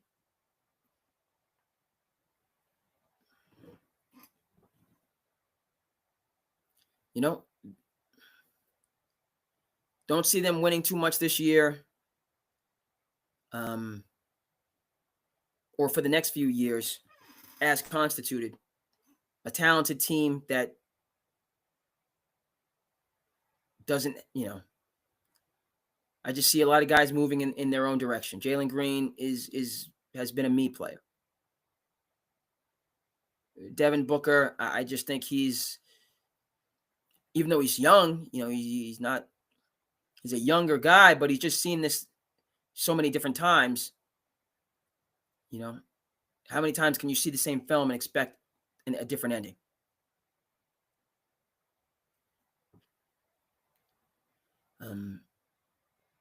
Question for me ultimately is, does it get to a point whereas Bradley Beal just finally realizes the best years of his career are going to be spent with empty calorie stats and say, it's time for me to go to Detroit now.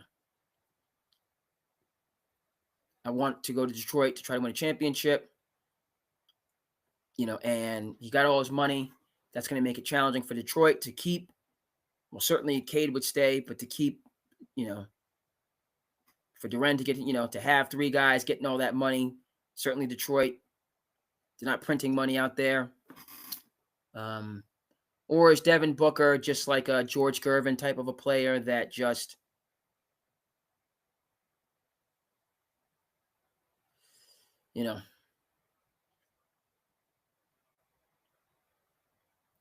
Yeah, Chris, 2019 draft. Langford, good player. A potential player. A guy that got his money. He didn't really shine too bright in college, but he was a top-rated prep.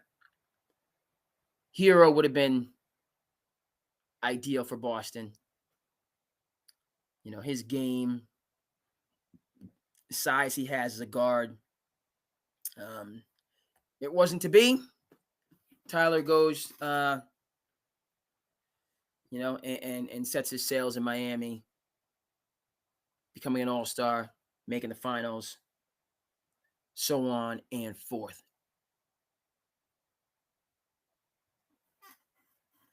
Okay, so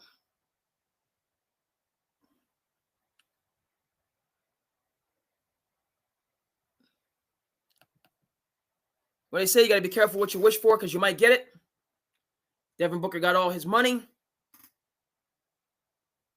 stays home, and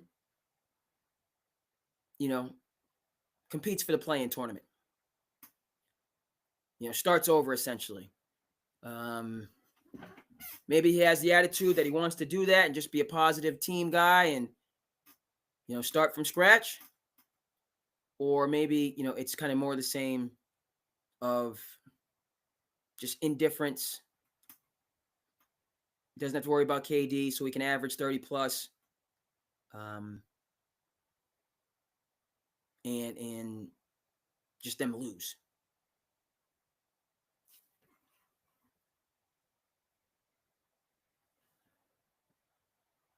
Will they make the play in, or are they going to fall off the map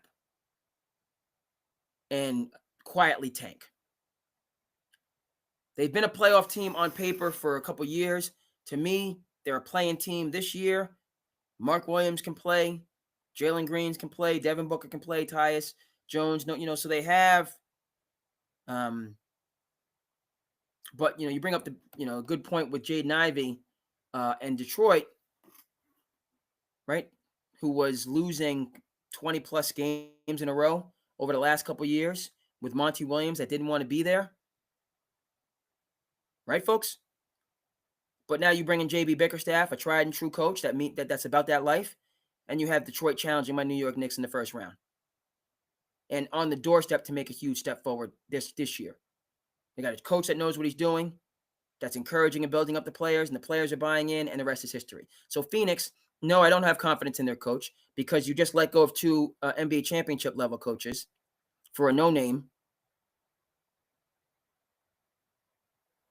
with as volatile a roster as it's been. Yes, this new young whippersnapper is going to come in and say all the right things and have all the things schemed out and have a positive attitude. But as Jeff Van Gundy said, the most important relationship on a team is between the coach and their best player. I'm not, I just think Devin Booker is going to be checked out. Run everything through me, cater to me, almost like Kobe in 2005. When he finally surpassed Allen Iverson for the scoring lead, which was the goal for the season, when he had the 81-point game.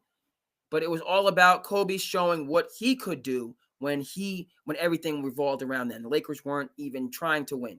It was just give the ball to Kobe. So, because Kobe was furious for all those years watching Allen Iverson have carte blanche while he had to play within the system. Finally, it came time for, and it didn't end in a nice way. Things were going on off the court that were no good. Things were going on the court with guys beefing. So it was just a lot of acrimony, anger, accusations, the whole 9 yards. Okay. Peyton and Malone rode off into retirement. Shaq head to Miami. It's Kobe's team. And the whole thing, the whole energy for that 2005 season is just Kobe, do what you want.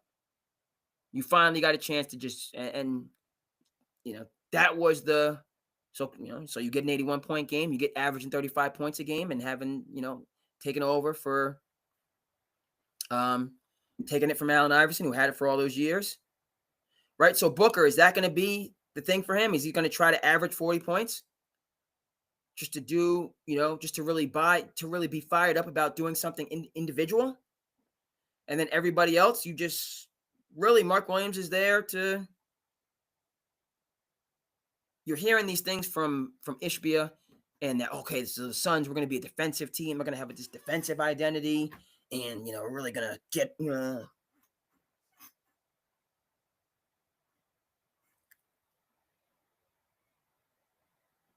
honestly, think about it. If I'm Detroit, would I trade for Jalen Green and pair Jalen Green with Cade Cunningham? That might be the power move for Detroit in that it's cheaper, A. B, Jalen Green has had his issues, but same thing with DeAndre Ayton. The bright spot for the Lakers, and Ayton is moody, and his motor is, I was mowing the grass the other day, and the rain was coming in. I was trying to beat the rain. I was battling it. I would have beat the rain. Next thing you know, they run out of gas. I knew it needed gas. Had to stop and get a container. Had to stop and get a container, which I slacked on. But I was rushing to get there. So I'm there, and I run out of gas. I was like, I did what I could. Then I tried to go get the container, but then it started to rain. It's one of those things. If I had gotten the container and got back, I had a little bit more sunlight. But then, of course, as soon as I go to get the container, then it starts to rain, and the window was closed. Okay, so the motor was, I got to get gas. Thing needs gas. Can't run without gas.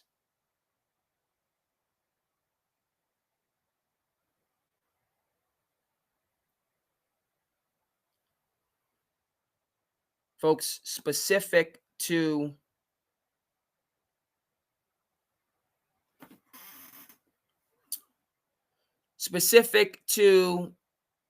almost lost my train of thought.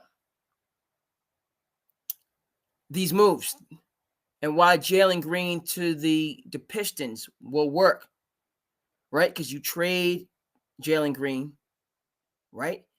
You get back. You're looking to get back an Ausar Thompson, a 3-and-D guy, like his brother, Amen. Maybe you try to steal a Jaden Ivey to give you that point guard, since they already have Cade.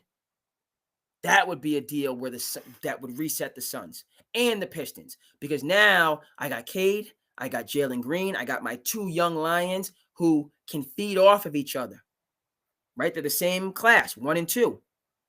Cade was at Montvert, Jalen Green was at Prolific Prep. Cade went to Oklahoma State, Jalen Green went to the G League before the NIL took it away. And you got Cade, you got Jalen Green, and you got Jalen Duren as your post presence. You got your 3 pillars for the future, and now we can do some things. So that's a deal that I think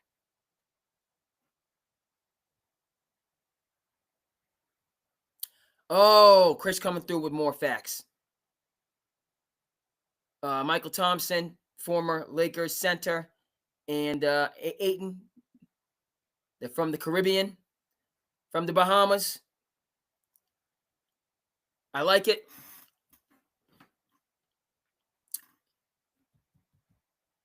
For whatever, I just think sometimes you just got to be with your people.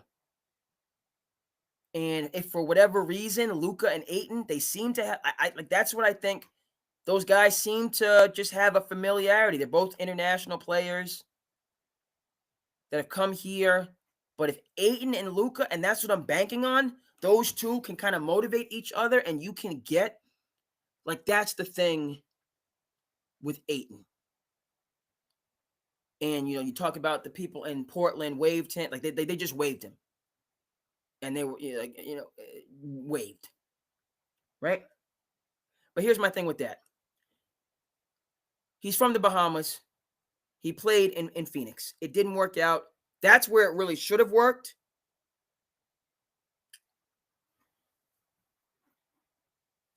What am I trying to say, folks? We're live here, so we can't have these too much silence in this live stream. Chris Paul has gotten on a number of people's nerves. He got on a number of people's nerves. He got on DeAndre Jordan's nerves when he was with the Clippers, to the point where the Clippers had to go to Dallas because he was ready to go to Dallas. He got on Blake Griffin's nerves. He got on DeAndre Ayton's nerves. Chris Paul, in his career, has, he's rubbed people the wrong way, having that bigger, older brother role. And I know that to a certain extent, you got to keep people accountable. And maybe I'm giving Chris Paul a little bit too much blame when it comes to Ayton, because Ayton wasn't hearing anybody. He wasn't hearing Chris Paul. He wasn't hearing Monty Williams. He wasn't hearing Devin Booker. He wasn't hearing Mikal Bridges. He wasn't hearing anybody, which is my primary reservation with him. And so let me just preface that with putting that all on Chris Paul. All right. And you have to be who you are. Steve Nash is one of these guys where he makes you feel like you're in control. He's not going to say anything to correct you. He's going to let you fit, but quietly and firmly, he'll be like, enough's enough. Whereas Chris Paul, coming from NC, Carolina, and he's going to, he's going to talk to you like a coach would and get on you.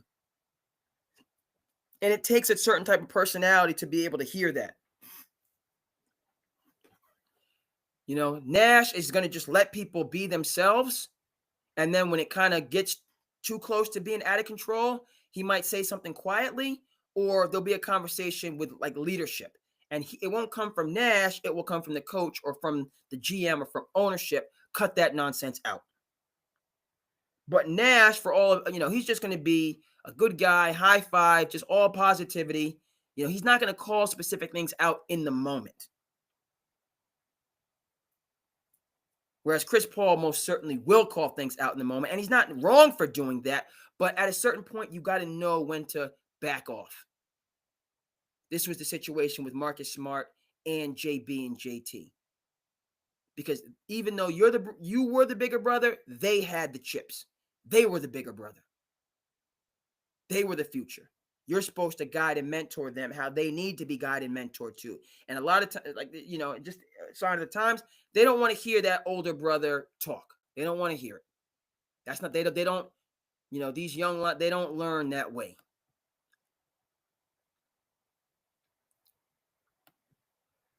They don't. All right, so all the way back to the Suns. That's a deal. Get Jalen to Detroit. Let him and Cade grow together. Bring back Jaden Ivey. There's your point guard of the future. Bring back Asor Thompson. There's your 3-and-D guy of the future. Now you got 2 worker bees around Booker.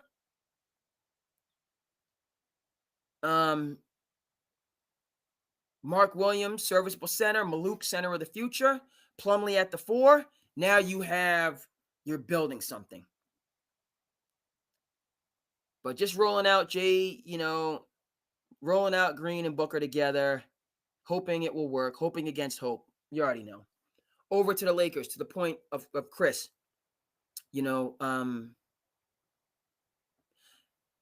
Austin Reeves is going to be who he's been. He is who we thought he was. He's going to be consistent. He's going to be a consistent, Austin Reeves is a rich man's Caruso. Or very much like Caruso when he was with the Lakers. Maybe a little bit more offense, but that type of just energy, do what the team needs, glue guy. So that's going to be there. All right. Honestly, the question for me is with the Lakers, and okay. So it's Luka's team. It's Luka's team, and they're going to play Luka's way. LeBron James has never been in this situation in his career. Okay? But that's the way it's working now with the Lakers. So LeBron can and his people can say all these things. He wants to compete for a championship. He's keeping his options open. LeBron is welded to the City of Angels. Jeannie Buss knows it. The Lakers know it. LeBron leans into being with the Lakers more than, right? Because of all the other things LA brings to him. His family likes the West Coast. Bryce is at Arizona. Bronny's on the team. Are you going to move back to Cleveland to live in a mansion, to rent a mansion just to play for Cleveland? And, that might not even work. I don't even know if Cleveland would want to do that. Like, as much as LeBron plays that card of I can go somewhere else, does LeBron really want to go somewhere else for the low to jump onto a championship team? That's never been the case for him. Or to stay in LA where he has all the other business things off the court, but it ain't your team. It's not. And so you're going to have to be Robin.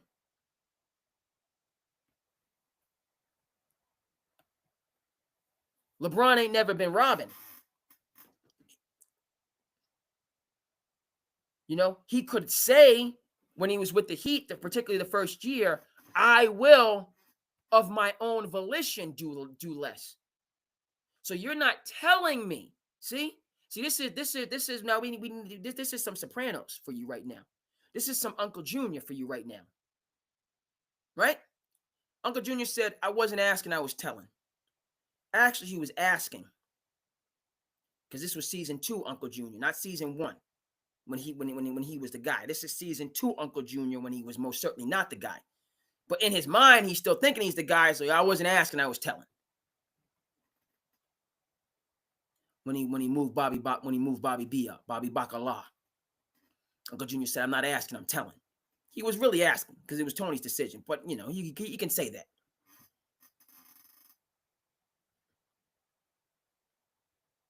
So LeBron, I'm going to do less but I'm saying that I'm going to do less. Eric Spoelstra didn't say you need to do less because that would have been an issue.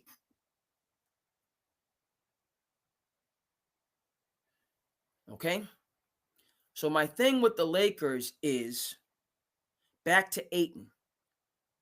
Ayton is good for Luka and how Luka wants to play.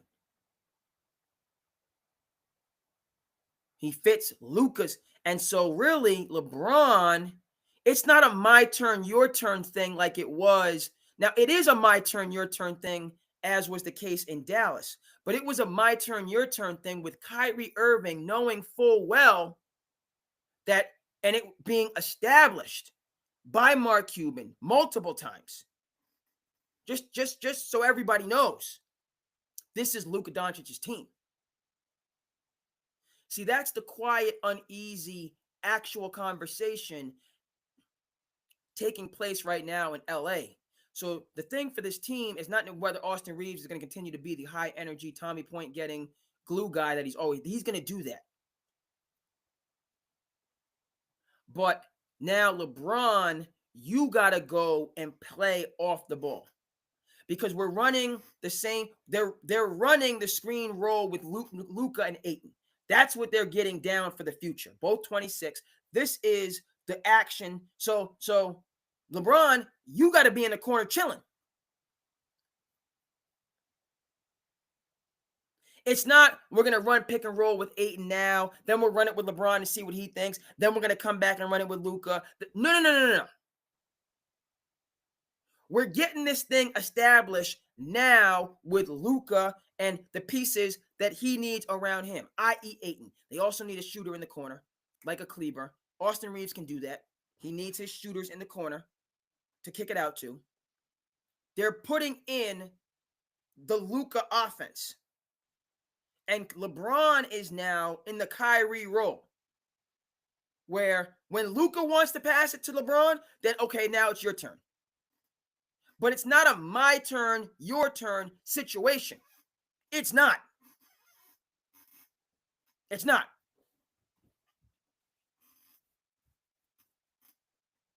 And I know theoretically it because he's LeBron James, but he's LeBron James year 21. Whereas Luka Doncic is 26. DeAndre Ayton is 26. So this is what we got to get going to build this up so that if and when LeBron leaves, now we bring in that next piece to grow with what we have established. So that's the issue with the Lakers. LeBron's got to accept a secondary role. Now he's going to out front. He's not going to, LeBron, he's quite savvy with the media and playing it, you know what I mean? So he knows how the game is played. He's going to do all the different things. But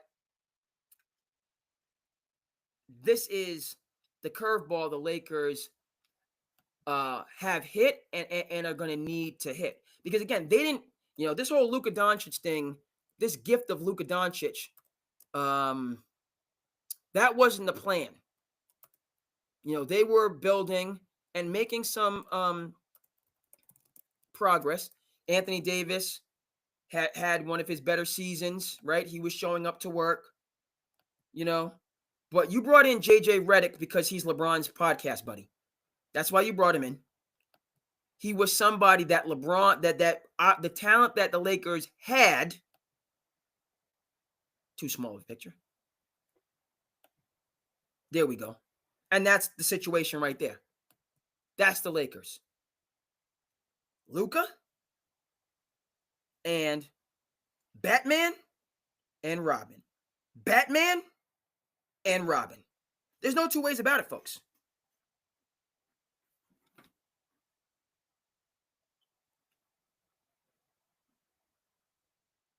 If this can get worked out, and really, is there any shame in being Robin in year 21 when you have a first ballot Hall of Famer? When you have a generational player? You know, I'm not saying, and LeBron, you know, LeBron recognizes that, like, yeah, I'm on a really good team. I'm on a team that could be, they're not a championship team, you know, but they're, you know, they're better than the Clippers, clearly, on paper, who can be a tough out for a Memphis, for a OKC, for a Houston, for a Denver. Like, they can push those teams are better than them, but they can most certainly push them. And if they pull together, they can beat those teams. But that's the if that I'm talking about right now. Because LeBron has to go all in on the Robin role, which he's never had to do. He's got to be the D Wade when in 2012 of D Wade saying LeBron's first, I'm second, and I'm going to accept that and do the other things, and for us to win.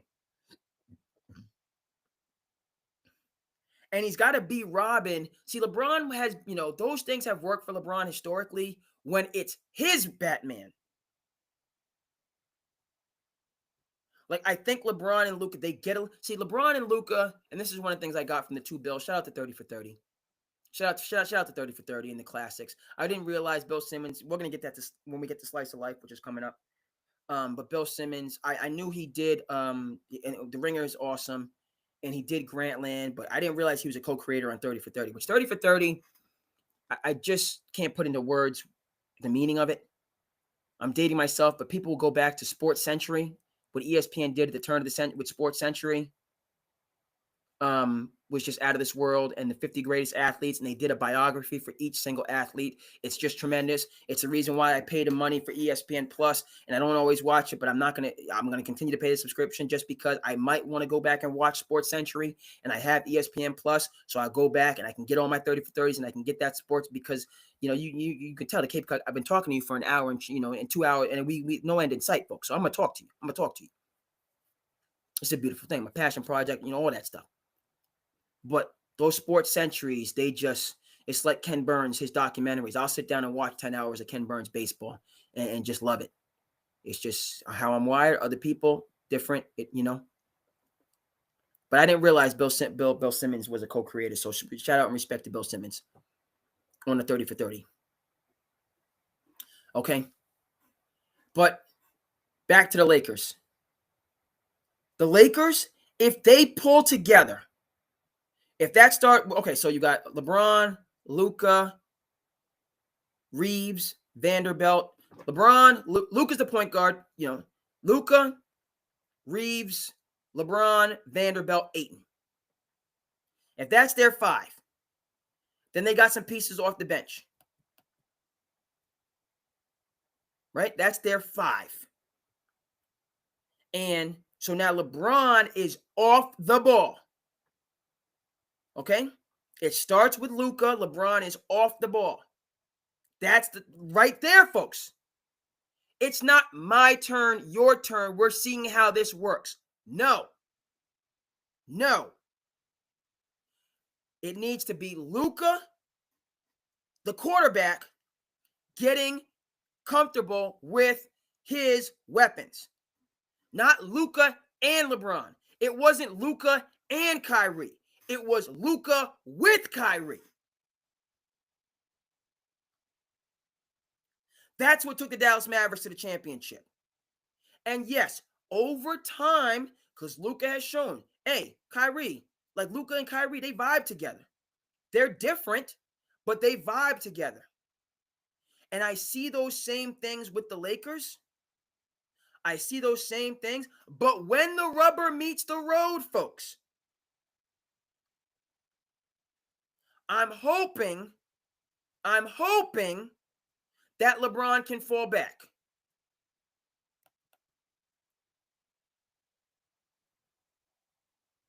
And they can do it the right way, which is Luka getting the reps and getting this connection with Ayton and this feel for the offense. And he's going to make mistakes, and he's going to have to be allowed to make mistakes. It's not a situation where Luka okay, now we're going to go to LeBron. No. Luka's going to make 2 mistakes, and we're going to Luka a 3rd time. Because that's what we have to get right. And LeBron, you're going to be off the ball the first play, you're going to be off the ball the second play, and you're going to be off the ball the 3rd play. It's not, oh, no, now I'm coming in, I'm taking over. It's not how it works.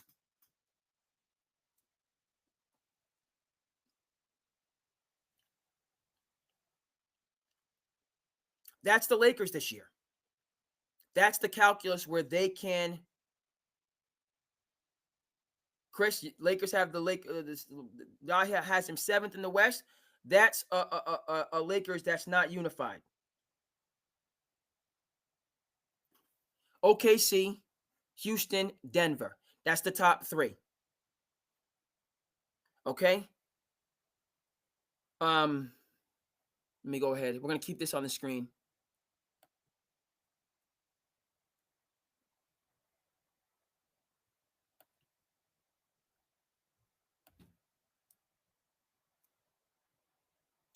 So we got the Clippers, we have the Timberwolves, we have the Lakers, we have the Spurs. Right? So you have your big 3, Houston, OKC, and Denver. That's the big 3. I have San Antonio climbing the ladder. Put them at 4. They're here now with the young Lions and Wemby and De'Aaron Fox. So the Spurs are going to be in the mix, putting them in the top 4. Minnesota, okay. I need Anthony Edwards to go into the beast mode. Please and thank you. But Minnesota, okay, we'll put Minnesota 5. Lakers 6. Clippers 7. So those 2 teams 6 and 7. So that works for me. That works. Are the Lakers pound for pound today better than San Antonio? Yes.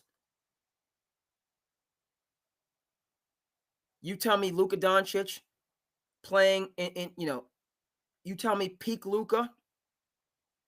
I'm done with Golden State. No, I'm not picking up what Golden State's putting down. I'm not doing it. No. Draymond is getting up there. I like playoff Jimmy. We'll see how he does for a full year. Chef Curry is going to be tried and true.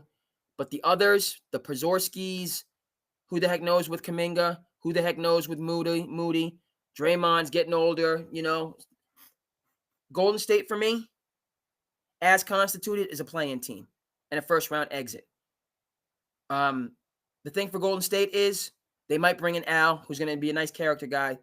It's Giannis or bust for Golden State. They get Giannis, okay. They don't get Giannis, they're done.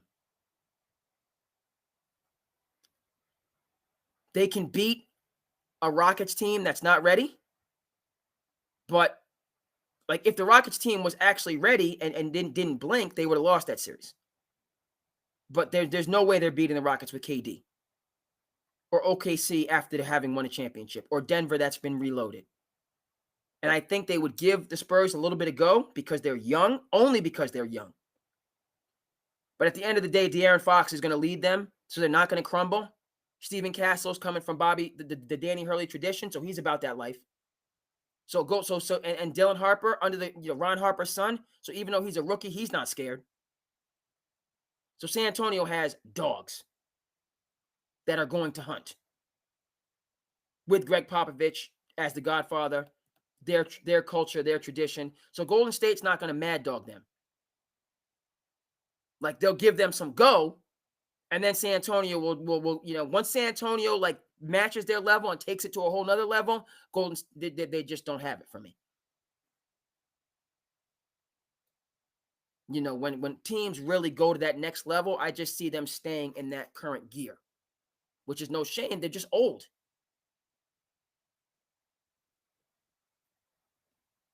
But the Lakers, this is intriguing. And it's all internal. Okay, and it comes back to the same type of thing. Yeah, Vassell, they got their bench is strong. San Antonio is they're there. But vis-a-vis the Lakers, and here's something that I have to, they got Scott Brooks, they got McMillan. So JJ has the help he needs. But as they say, quietness is kept. Jeannie Buss is about that life. And Rob Pelinka is about that life. So if LeBron, and it's going to be, this is new.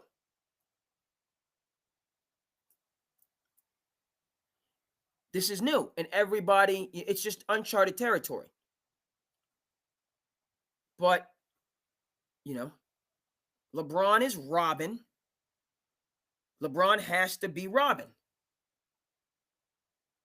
Now, he can still, and these things that he wants to do, the whole Bronny situation, the whole Bryce situation next year, they can do that in LA. He can be the dad and mentor and coach these guys up,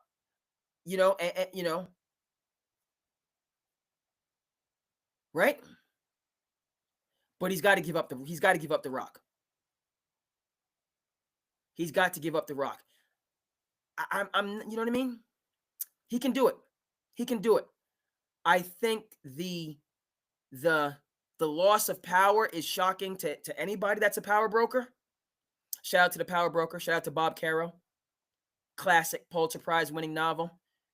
If you don't want to read 1,000 pages of greatness, get it on Audible. Same thing with a book like Infinite Jest, the late great David Foster Wallace. Not everybody can sit down and read that, but it's. And I haven't read. I'm like 400, 300 some odd pages into the Power Broker. It's sitting behind me collecting dust. Like a lot of my books collect dust. If you want to keep it 100, I don't manage my time as I got all these complaining. Somebody didn't accept my friend request, or all these things that we complain about. Never mind, you got like so many resources. We got so many. We don't even know what to do with the resources. I don't know what to do with the resources I have. I don't know about you guys. Not me. I don't know about y'all. Me.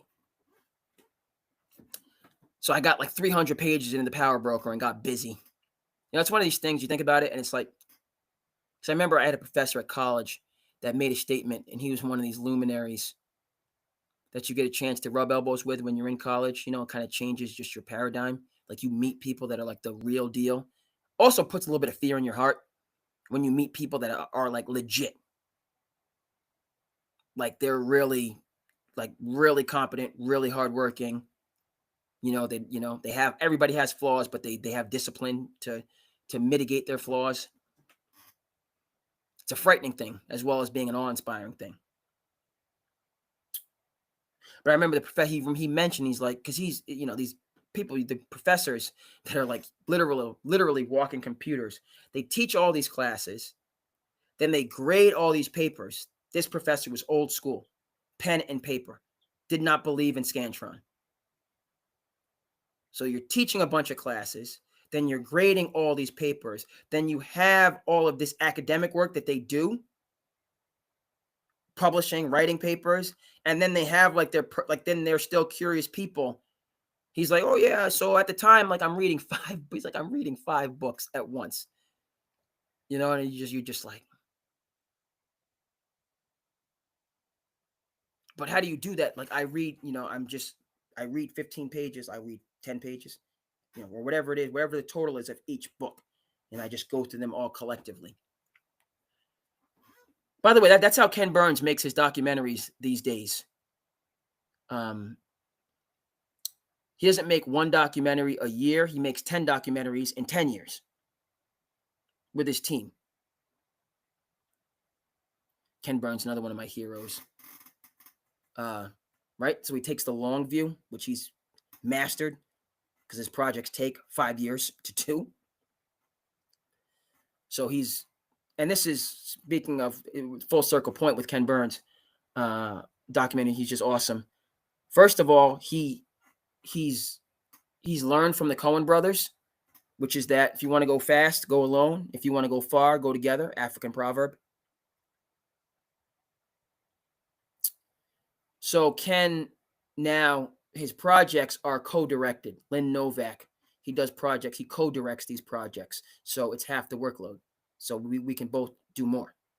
Instead of it having to all be on me, we're going to do this together. We're going to share those creative controls, i.e. the Coen brothers, who have just made classic Fargo, No Country for Old Men,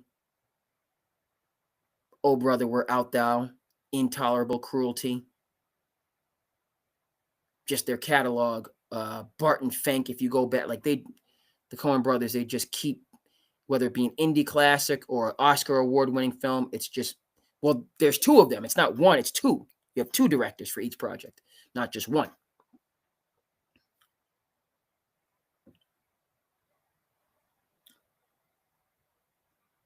But yeah, all the way back to what does this have to do with LeBron James, Luka Doncic? We started with The Power Broker. The Power Broker by Bob Caro, which is a landmark work.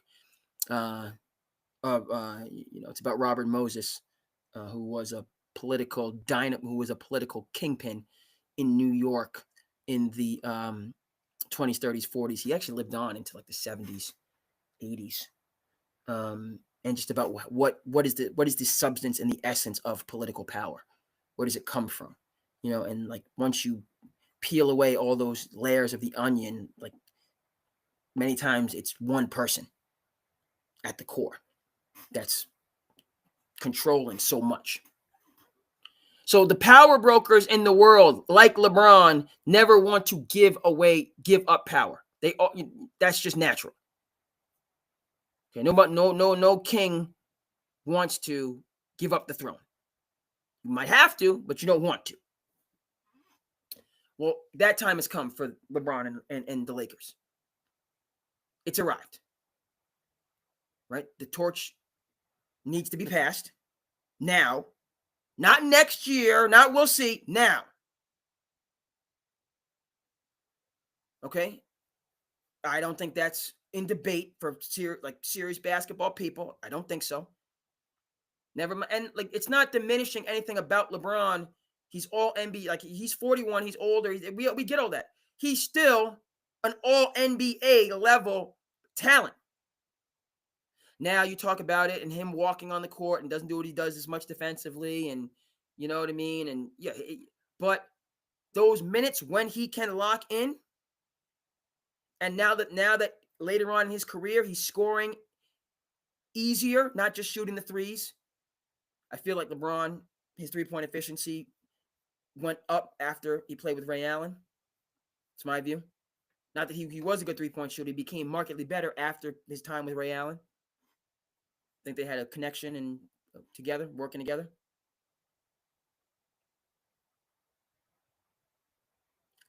But it's that, okay? Luka's team, Luka's way, you're going to play off of Luka. And that is your strong suit. Okay? That's the best way for the Lakers. Okay? Now, within that, first of all, let me just say that's the bottom line. And that's the tough pill to swallow. And that's, again, talking about the difference between a Jason, a Steve Nash, and a Chris Paul. That's the conversation that needs to be had in a certain way.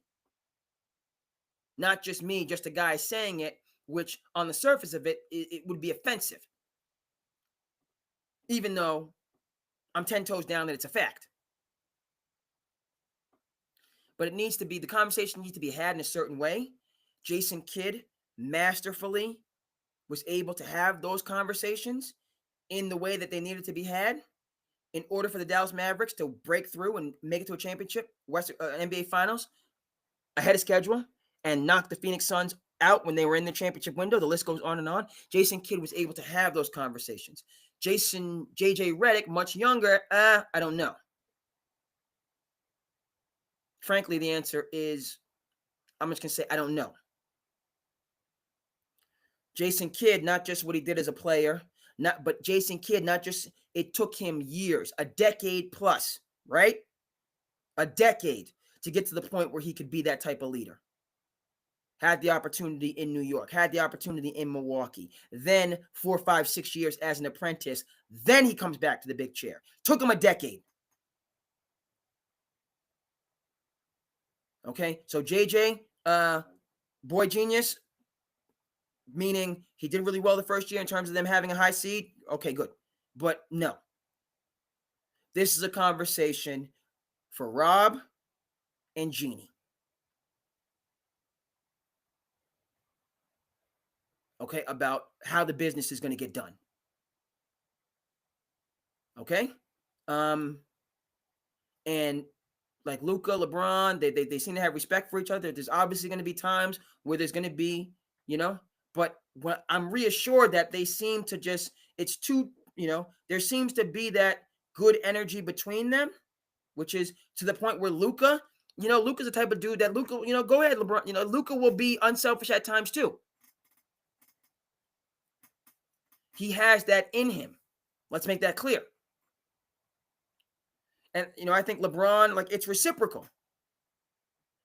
But to the point where I'm not making a mountain out of a molehill in saying that when the rubber meets the road, for the Lakers to be successful, there's no question it's Luka. And LeBron plays off of him. That doesn't mean that you couldn't scheme something up where it goes through LeBron and Luka's off the ball, you know what I mean? And then, but this is a Scottie Pippen, Tony Kukoc situation. Where Phil drew up the play for Tony, Scottie was pissed, wouldn't go in the game. Tony hit the shot, and they moved on. But Scottie was saying, it's my turn now. It's my time. It needs to go through me. This is 94 Scottie, the best version of Scottie. By the time 95 came around, and by the end of that year, he needed Michael to come back. Tony Kukoc was so excited to play with Michael Jordan. Quick throwback here. I don't mind. When Michael Jordan announced it, Tony Kukoc cried. No shame whatsoever in that. Because Tony Kukoc was coming from, by the way, check out Once Brothers, 30 for 30 Gold. That might have been an ESPN film. I don't know. Some of these films are ESPN films that you have to kind of look for. Like 40 Minutes of Hell about Nolan Richardson's an ESPN film. It's tough to 40 Minutes of Hell is tremendous. It's tough to watch just because to look at what Nolan Richardson had to endure. It's tough, but it's also it needs to be watched. It needs to be watched is what I'm saying, because we're still going through these same things, and even more so today. But it's tough to watch what Richardson, who was an elite coach but still a high school coach, wouldn't be, wasn't a, Nolan Richardson would have won 5 national championships had he gotten the opportunity when he should have. Frankly, let's keep it 100 now. Shout out to the Nolan Richardson. He would have won 5 natties. But constantly having to reprove what's already been proven. Constantly having to work twice as hard to go half as far. So it's hard to watch those things. It's hard to watch When They See Us. Ava DuVernay. Shout out to Ava. Netflix Gold. Hard to watch though, but it's hard, but it's necessary because that's what we're talking about when we're talking about systemic racism. We're not talking about the fact that somebody voted for somebody that, you have a right to vote for whoever the heck you want to vote for. That's your choice. You can vote for whoever you want to vote for. Okay? Now, you vote for them. Now, then we can have our conversations. What they do, we can have our conversations based on policy, but you can vote for it's your person, your vote. The policies are what represent the systemic discrimination, the policies, the practices. Okay, and then for our elected leaders, when they do things that are suspect, then they need to be held accountable. That's my feeling. But people don't need to be shamed or feel certain. No, if that's how you feel for whatever reason, you see this issue in this candidate, so vote for that person. You have the right, and then we have the conversation on the merits. My country, 'tis of thee, sweet land of liberty, of thee I sing. That's Americana. That's the democratic and civic process. But when there's practices that in their nature are not equitable, then we can come in and deconstruct those practices and have we're capitalists, right? The competition. It's supposed to be about competition. Let's compete and see who rises to the top. What's up, Move? 617. Appreciate you. Thanks for checking in. We're talking Lakers. We're talking championship, what they need to do. But yeah, so let's bring it all the way back now. ESPN Plus, good money, all the 30 for 30s. But some of the films, like Once Brothers, might have been an ESPN Films project, so it doesn't always come up as 30 for 30. And I know for a fact 40 Minutes of Hell is an ESPN Films project, so you can't look for it in the 30 for 30. You have to just look up 40 Minutes of Hell, then it will come up, and it's just out of this world. But when I think about Nolan Richardson, it's not just those Razorback teams, not the team that won the championship in 94, could have won back-to-back, but UCLA came through in 95, Ed O'Bannon, who needs to be given his flowers. We talk about this NIL revolution. We talk about paying players. Ed O'Bannon needs a statue.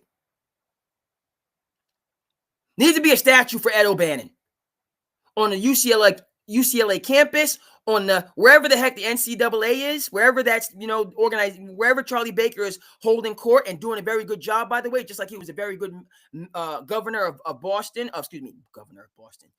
Is this guy an educator? Governor of Massachusetts. He did a very good job. He's a Republican.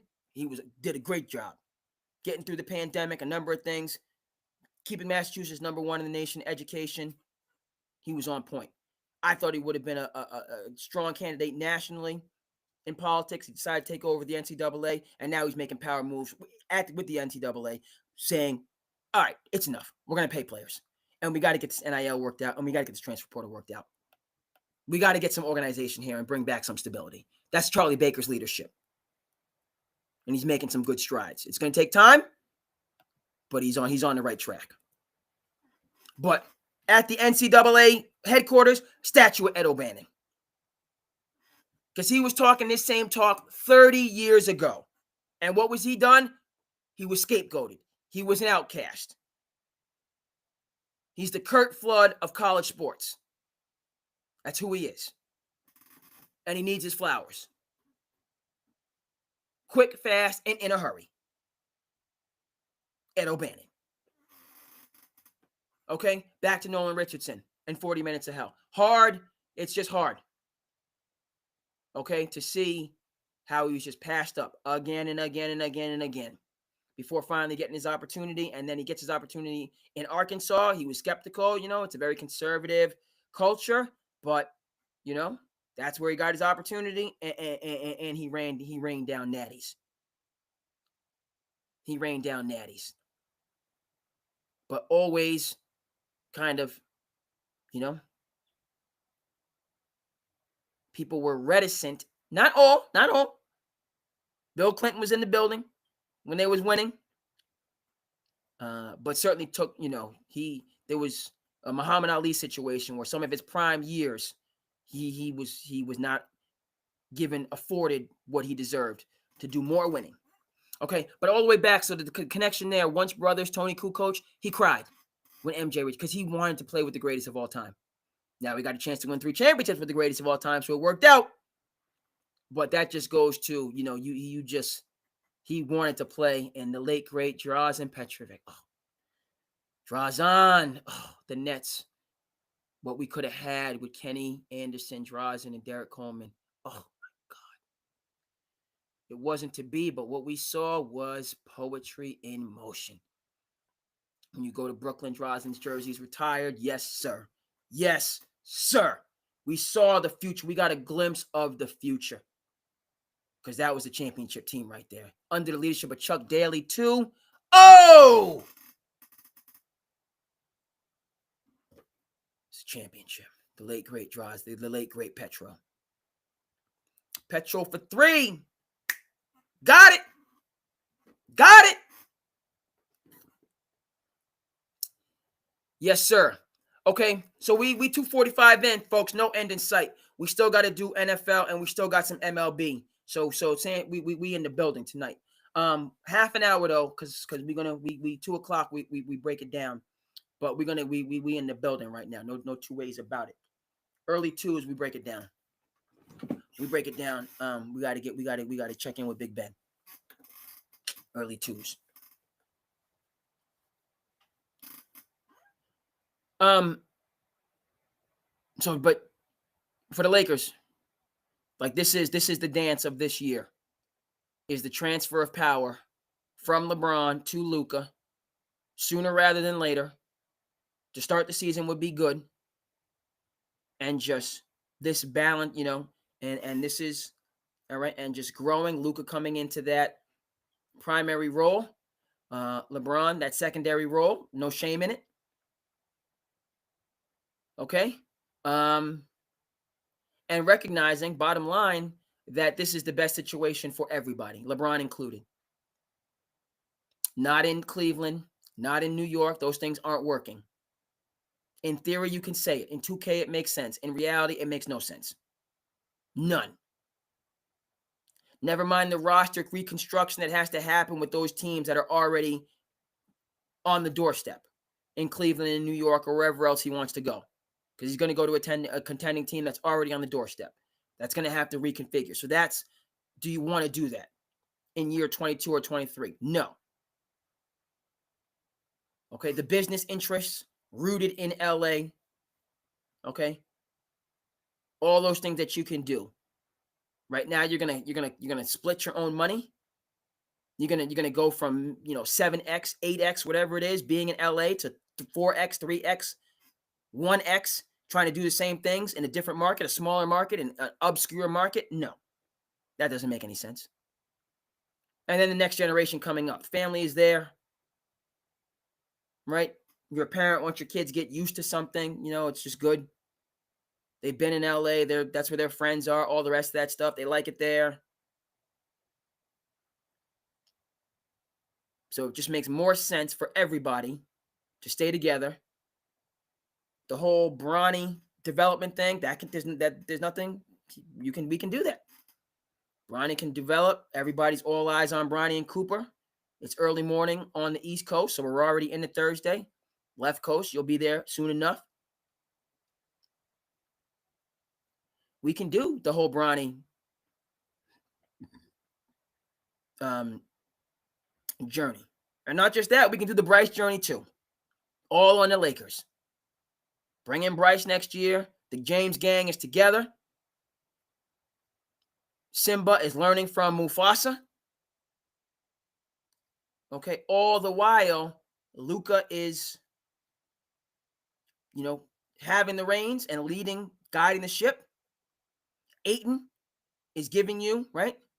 Luka needs that center, that rim runner. So Ayton is now in a good place, keeping his body language, keeping his energy at least neutral. Just don't pass it off. If you're going through, you go through, John. Just don't pass it off to other people. Right? You're in a bad mood. You're not going to high five somebody. Okay, we get it. We're going to give you space. The Bulls gave Dennis Rodman space. They gave him space to be. The Zen Master was there. Phil was there.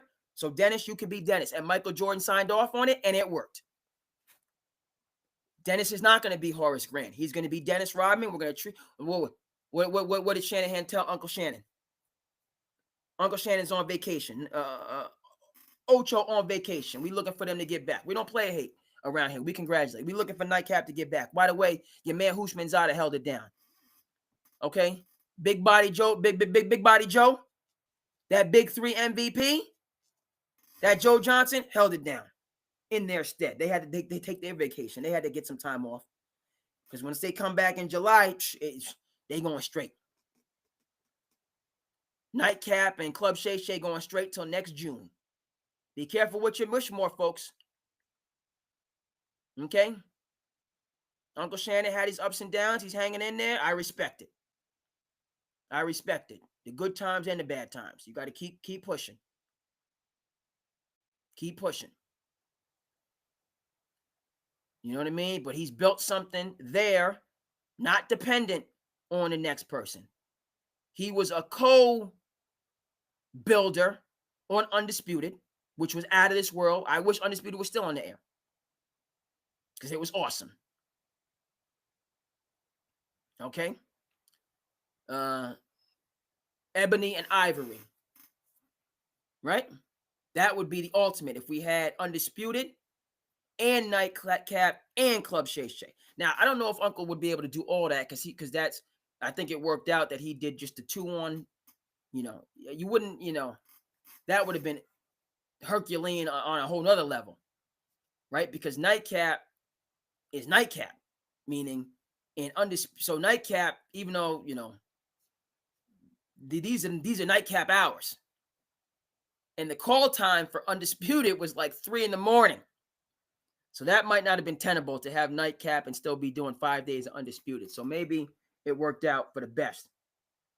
But Undisputed was very strong. So him going the first take, only 2 nights, so then he had the rest where he can beat in the late night hours. And so Nightcap is going to be cracking, particularly during football season when it's at its peak. But they're taking some time off right now, which was the connecting point. But a shout out to the guys, Hoosh, who does it. Hoosh, I'm seeing Hoosh more on Speak, which is great. Hoosh also does Up on Game on Saturdays. He's got a lot. He knows his football at the back of his hand, and then just how he communicates. And then Hoosh, I just encourage people, like when he talks about his story, was Hoosh coming from JUCO. He's a JUCO guy to where he's at now, and wasn't a high school phenom. Just loved sports and balled.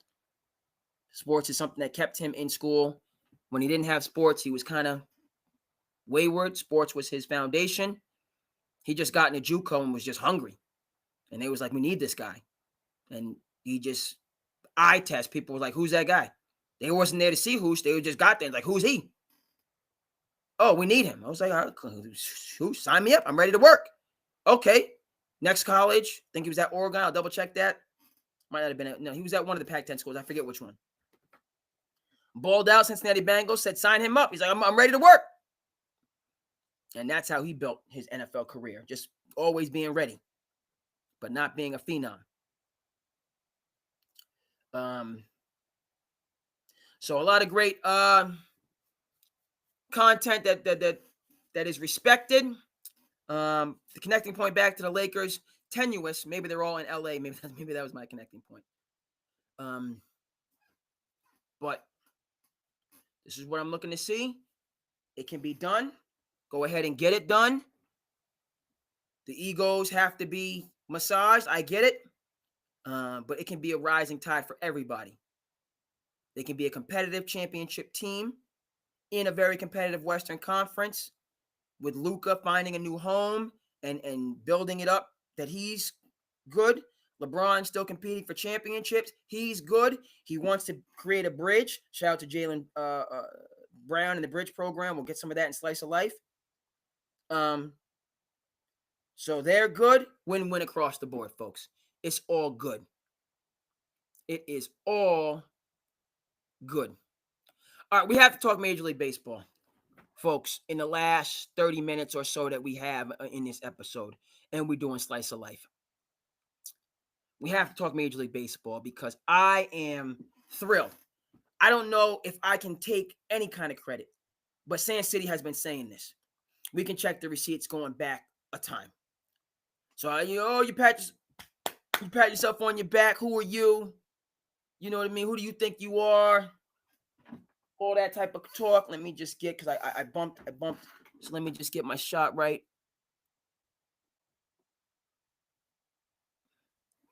Who does this guy think he is? And no, SandCity been on this.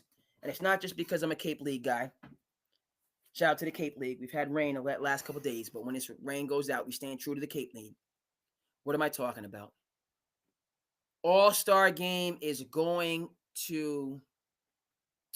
The All-Star Game is going to pilot is the word that I'm looking for. Pilot a challenge call where the coaches can challenge a third strike. And it's being piloted in the All-Star Game. Let me get this.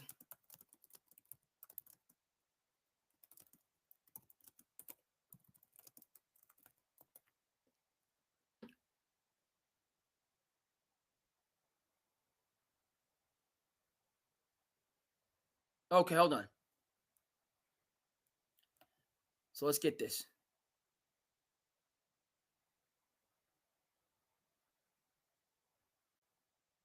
Yes, sir.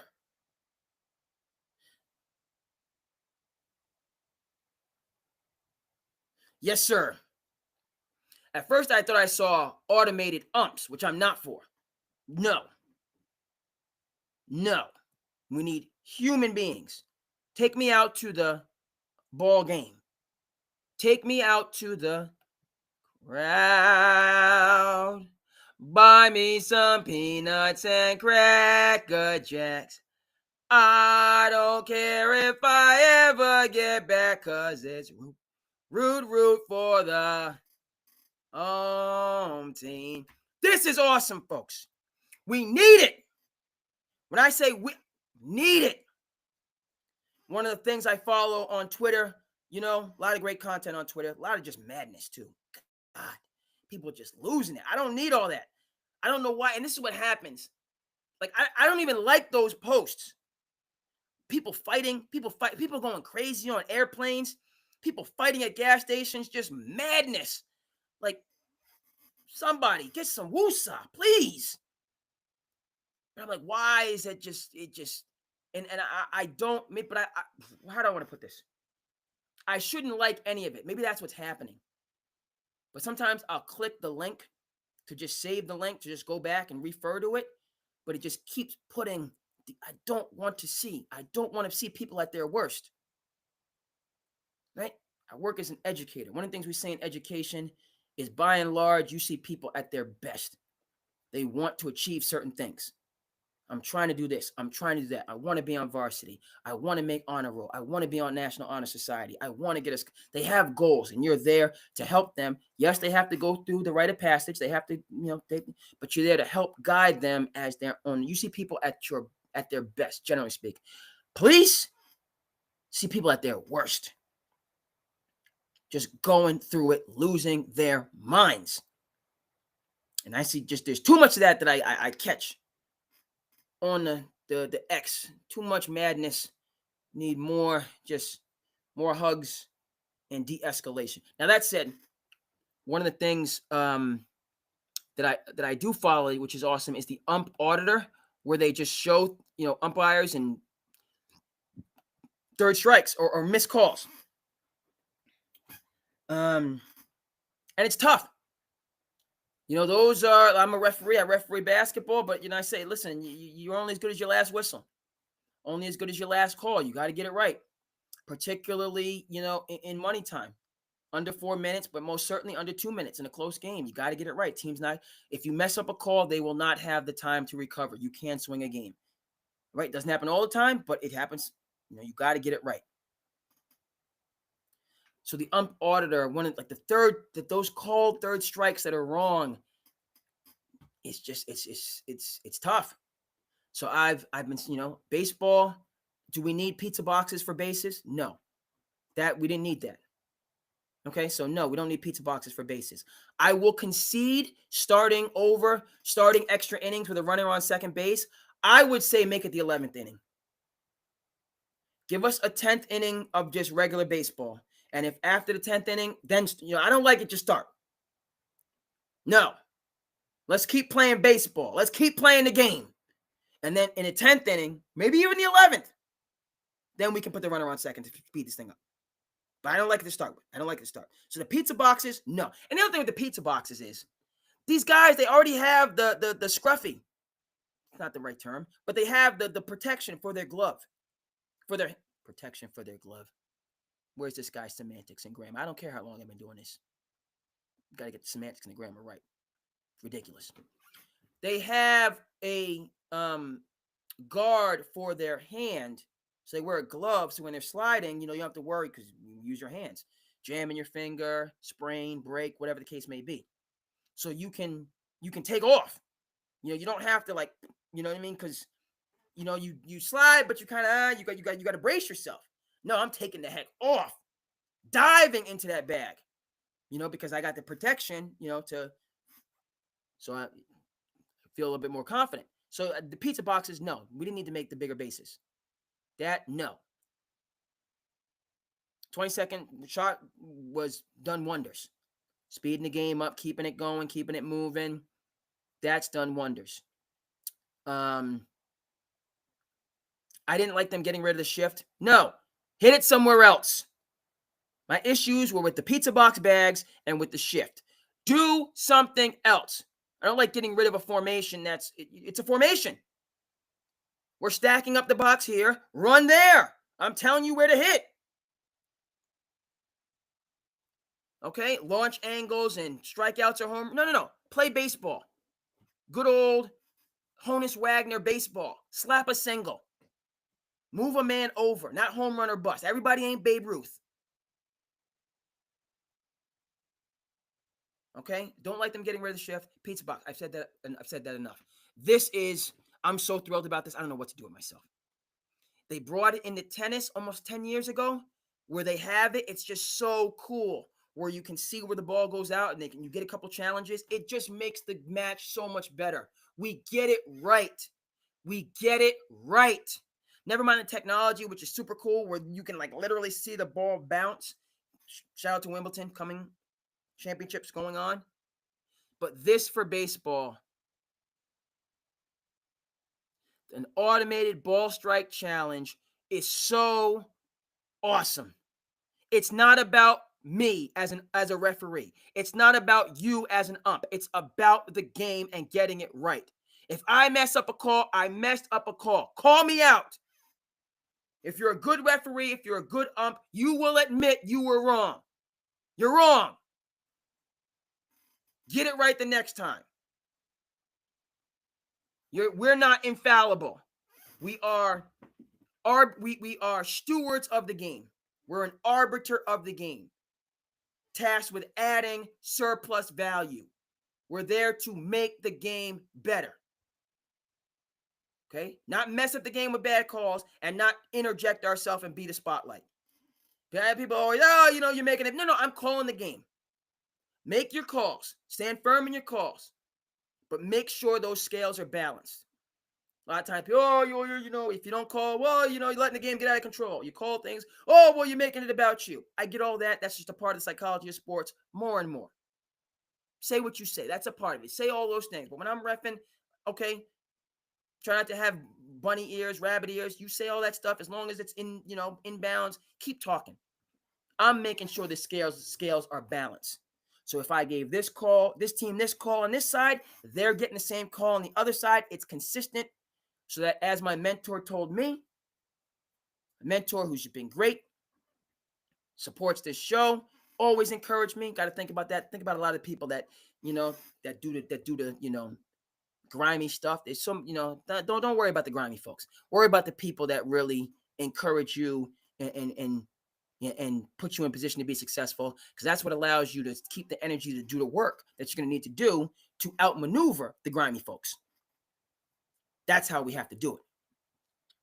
Okay, not to go down to they want you to come down and, get into the muck and the mire. No. I'm keeping my level and I'm just going to outmaneuver you, okay, to expose that you're doing griminess and out here acting like, okay, everything you do turns to gold, but you're doing the griminess.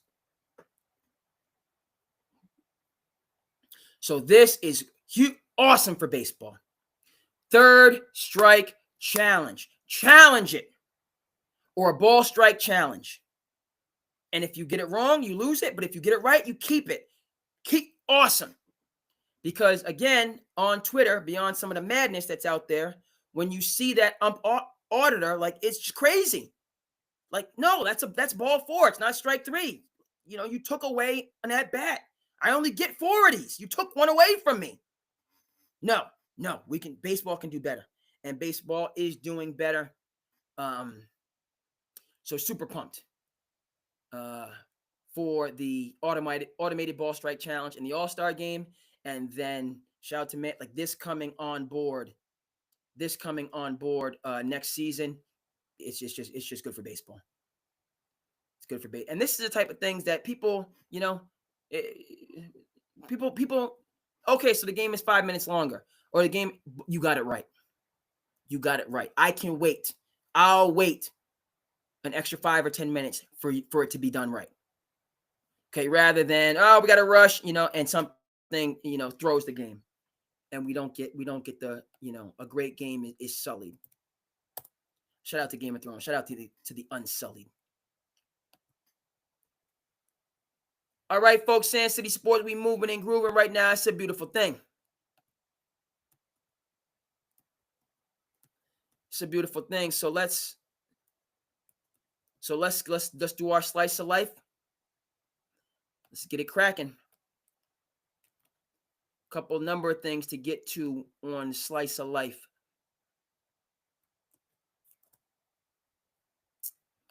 And we started off, Chris started off talking about Chet. Let's take a look at Chet in the contract. See what Gil has to say. Never agreed to a 5-year rookie max extension, which will be worth up to $250 million. 15 and 8 get you 250? Yes. God damn! Up to 280. I thought it was 285. No, so Shea got 285. Chet's got 5. Could be up to 250. I think he's got to make something in that range to hit that 250 benchmark. From your rookie deal, too. $535 million between those two players. 15 and 8 get you 250? 2.2 blocks, okay? 2.2 blocks. 32 games. 32. Trajectory. KJ better stop passing that shit. Who you keep passing for? He was averaging that when they traded him to Houston. Yeah, I know. Keep passing for. Stop passing to this. Go get that shit. Throw it up on the glass, man. He's been OKC and Chet Holmgren have agreed to a 5-year rookie max extension. Man, He's been in the league 4 years. I think this obviously. No, I'm just saying. So he's played the whole first he's year. played a total of 147 total games in his career. You 7 foot boy, you just got to look like you about to do some shit. That's because he got to stay healthy for that to even make sense. For that, I mean, he's 7 foot. I mean, it's just one of those things where Chet is going to ask for the max, and they're not going to be able to say no. Jaden Williams, you got MVP. Y'all gonna get the same. You got a All-Star, All-NBA, and an All-NBA, and you gonna make the same exact money as Chet. man. Again, as I said, Chet, get all your money, but Oklahoma City, don't let this be the reason. If this is, we come back and the capologist, this is the reason that Jalen can't get hit, then I'm gonna have an issue with it. So that's my only issue with, people maxing. Everybody's got to eat. Everybody got to get a taste. Okay. To keep it together. So, we it could have been 245. It could have been whatever. That's my only takeaway. So we'll have to dive into the numbers to see what it does to them going forward. But if the band better be able to stay together. End of the day. Let's keep it moving. B. Diddy. Yeah, I didn't start, so I came off the bench. And I remember we was playing Utah, Josh Stockton. Oh, you on the bench, you mad, like, man, put me in the game, man. Should I, is this dude? This Josh Stockton? Like, he ain't that tall, man. I'm about to pick this dude up full, do all this. I check in the game, it's a free throw, right? They shoot the free throws. I go get the outlet pass, bro. I turn the outlet pass, he steal the ball. All-time steals leader. Get a steal, right? They score. I go down. Don't know what I'm doing. Come back. He dragged me all the way below the free throw line. Come out the pick and roll. Boom. Catch the ball off a loose ball. Go on the fast break. Put the ball right here, bro. I'm about to take off. He steal the ball. Messing with Davis, come sit your ass down. They got you out of there.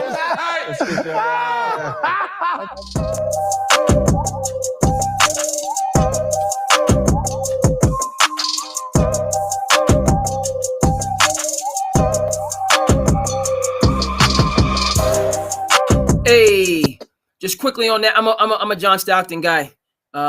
In the all-time, and this is, again, we talk about longevity and this load management foolishness. John Stockton, 18? I think he played every game, 16 of his 18, 19 years, missed 26 games total in his entire career. right? Having the best job on the planet and acting like you have the best job on the planet, reciprocating that. That's why he's the NBA's all-time leader in steals and assists. Neither one of those records appear to be approached. We'll see if LeBron hangs on, if he can get there. It's tough when you talk about the longevity versus the, they say he never won a championship. Well, look at the era he played in. So where's his championship? But John Stockton's an all-time point guard, needs to be in those conversations with the Magics, with the Oscar Robertsons and the Isaiah Thomases, so on and forth. Okay, keep it moving and grooving.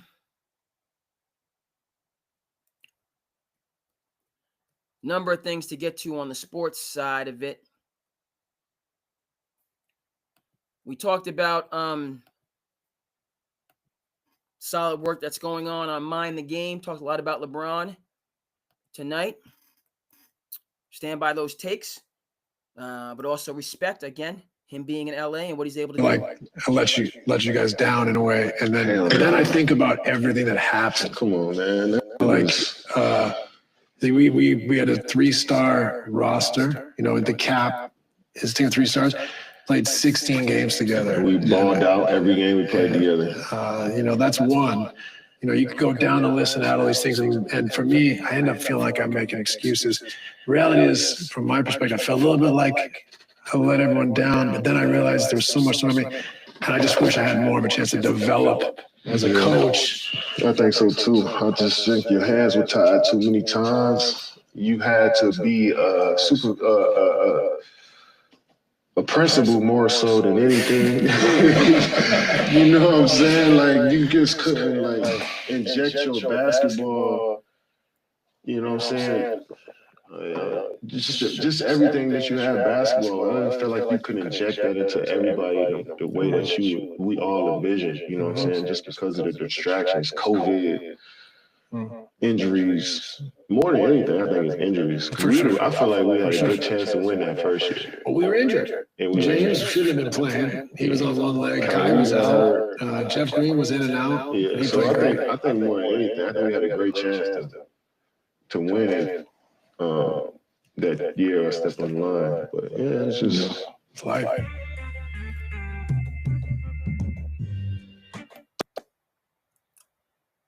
True. The injuries, the inconsistencies as well, things going on off the court, right? KD talked about being a principal. All that time you devote to just people finding themselves or losing themselves or whatever the case may be. You're not locking into for the long journey and grind to win a championship. I'm going to stay with Nash. Fitting, as this is the time for kids have quit sports by the time of 13 because there's too much pressure in the system. There's not enough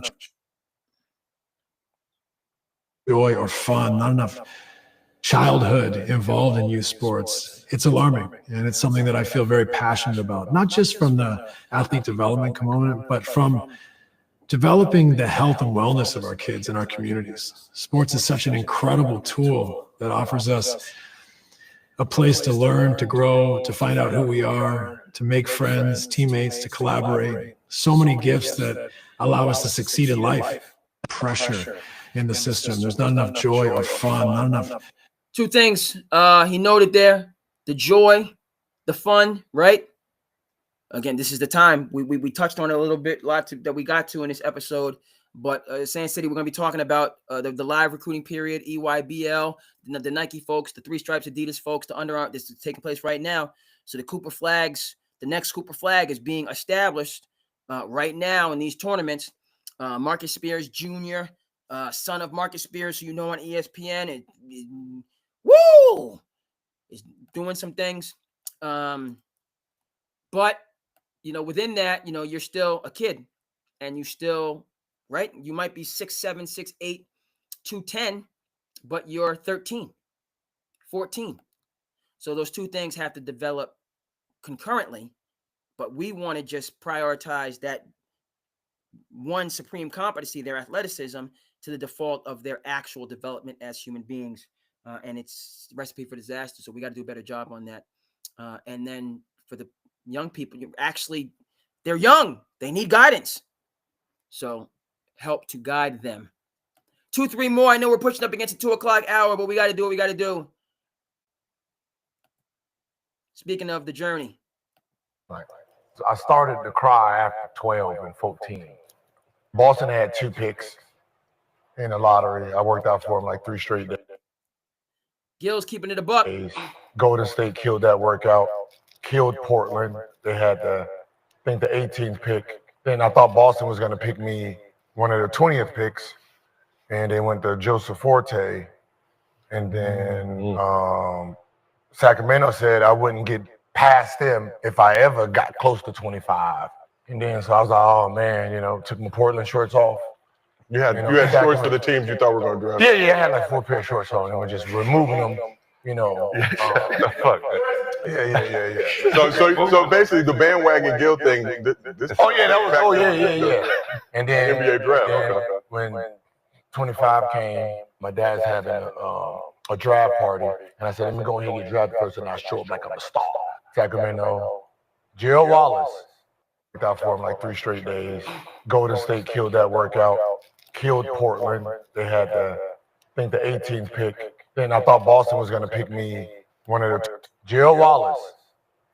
Damn. Didn't even know who he was. I got so mad, threw my chain off, threw it out. I mean, it was fake anyway, but threw that out the balcony. And then I called Rodney Tension, assistant that, can I come back? And I'm just crying the whole time. And I thought I got picked before, but no. Unfortunate day for Gilbert Arenas, but ended up having a provision in the CBA because you ended up making more bread than the #1 overall pick in that draft. Who was the number 1 pick in that draft? Kwame Brown. But that's not even, that's why when people say, would you? No way. Would you? What? Kwame, y'all in the same draft? Yeah. That's why you mess with him all the time. No, I mess with him because he attacked me for no reason when I was just. Nobody ever attack you for no reason. He attacked me for no reason. When I went to Washington, he was a poodle crying in the corner. And I'm thinking I was feeding him and what's it? Hey man, it's all right, man. He gone, the nigga gone. Your last owner gone. Gerald Wallace. Damn. Didn't even know who he was. I got so mad, threw my chain off, threw it out. I mean, it was fake anyway, but threw that out the balcony. Last owner gone, Jordan gone, dog. Come on, let's rebuild. We good. All young niggas, man. You the king right here. So I thought we was good until he, the with him and Matt Barnes and throw me in it and shit like that. That's when I was like, man, you've been holding this for 20 years, man. I saved your life outside the club. But that's neither here nor there. No, but that's why when people say, would you do it all over again? And the answer is always going to be, hell yeah. I can't change that part. I told that man I was a pimp, went into the second round, got paid first. I already know the results. I know the results. I did everything first. First order video game, first signature, first all NBA, first all star, first to get the contract. I did everything first of that draft.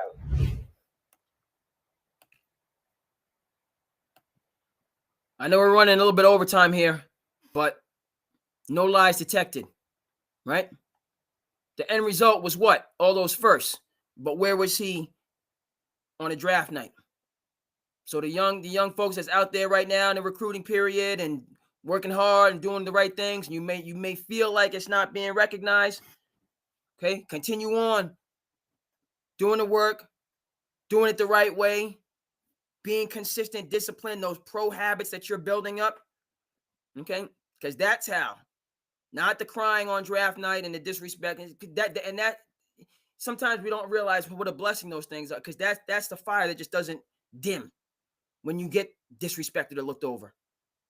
You can always go back to that, and Michael Jordan to this day with his billions and billions of dollars remembers being cut from the varsity as a sophomore.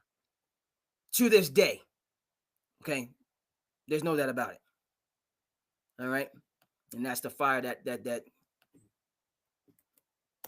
undiminished. 2 more. I just want to shout out. There's no video with this, but really respect. I'm looking, to see Ricky Rubio's next interview related to this. just talking about how, his journey and his mental health, and, he was just done. Okay, the commercialization of the game, Ricky being a journeyman, and it. So I think it's very insightful. We will talk more about it. Kevin Love has been outspoken about mental health, very importantly so, in the NBA with professional athletes. You have millions and millions of dollars. You're supposed to be happy. That's something that, when we talk about infinite jest, David Foster Wallace kind of gets into that. Okay, you be careful what you wish for because you get it and you still feel the same. Now what? Will Smith talks about that. Okay. Your need, okay, to continue to learn and grow, seek. Okay. So respect to Ricky Rubio for highlighting this perspective. And now here we're finishing in the Commonwealth. Into the next generation. Jaylen Brown's mission is bigger than basketball. It feels great. It feels like I'm doing what I'm supposed to be doing with my platform. I feel like as an athlete, you have influence, and I choose to use my influence for stuff like this. These 13 through 18-year-old inner-city students getting hands-on STEM and STEAM learning in Jaylen's multi-day educational and leadership initiative. I think that the Bridge program really taught me that the world was mine and the opportunities were there and I really had to reach for it. And after I got what I wanted, I need to pass it along so other people can reach for it as well. Students learning from industry trailblazers. Well, I'm one of 5 Black women that have gone to space and lived in space, but I want students to kind of figure out that space is for them, space is for everyone. We should all contribute and be a part of it. I think honestly, sometimes people hear the subject like rocket science or like space and math and things like that, and they just kind of step away from it. We just want to continue to push the need to expand the mind and diversity within our field. Biggie once famously said, I didn't know Jaylen was in town. A jump shot. But there's so many other fields that we've had so many great strides and successes in as well. Former NBA superstar Jalen Rose admiring Jaylen Brown's commitment to community. The sky's the limit still, where he's on his way to, be a future Hall of Fame basketball player. But he's a Hall of Fame human being as well. There's more to the world than just the typical science, math, literature, and history. There's so many intricacies of learning, and there's so many different things that are current cutting-edge topics, and I want them to feel inclusive. Feeding into the next generation. Jaylen Brown's mission is bigger. Okay, so that's an appropriate place to conclude. That's Jaylen Brown. That's the Thus, right? 7 and then Juice Thus Foundation. And they're doing a lot of big things. He's been building this up for some years. And this summer, so last year, again, we saw that they were in the parade, okay? But the infrastructure has been building, and now we're seeing the fruits, the results of that. These are Boston public school students being able to participate and have access to, right? Boston, a leading city globally for education and learning. So he bridging that gap. Inner city kids having access to the elite educational resources in their hometown, vis-a-vis Jaylen Brown. Again, carrying on the tradition and the lineage, okay, the activism of the late, great Bill Russell and that generation. So beautiful thing. Proud to have him in Boston. And proud to have these initiatives, these programs now, and we want to have them in perpetuity going forward. Shout out to Jaylen Brown. Shout out to the Thus Foundation. It's a beautiful thing. We went a little bit into overtime, folks, but that's just the way it had to be on this episode for the Passion Project. Hey, we make it work. Thank you so much For tuning in to SandCity Sports, I am your host, Cape Cod Kid, Andre King.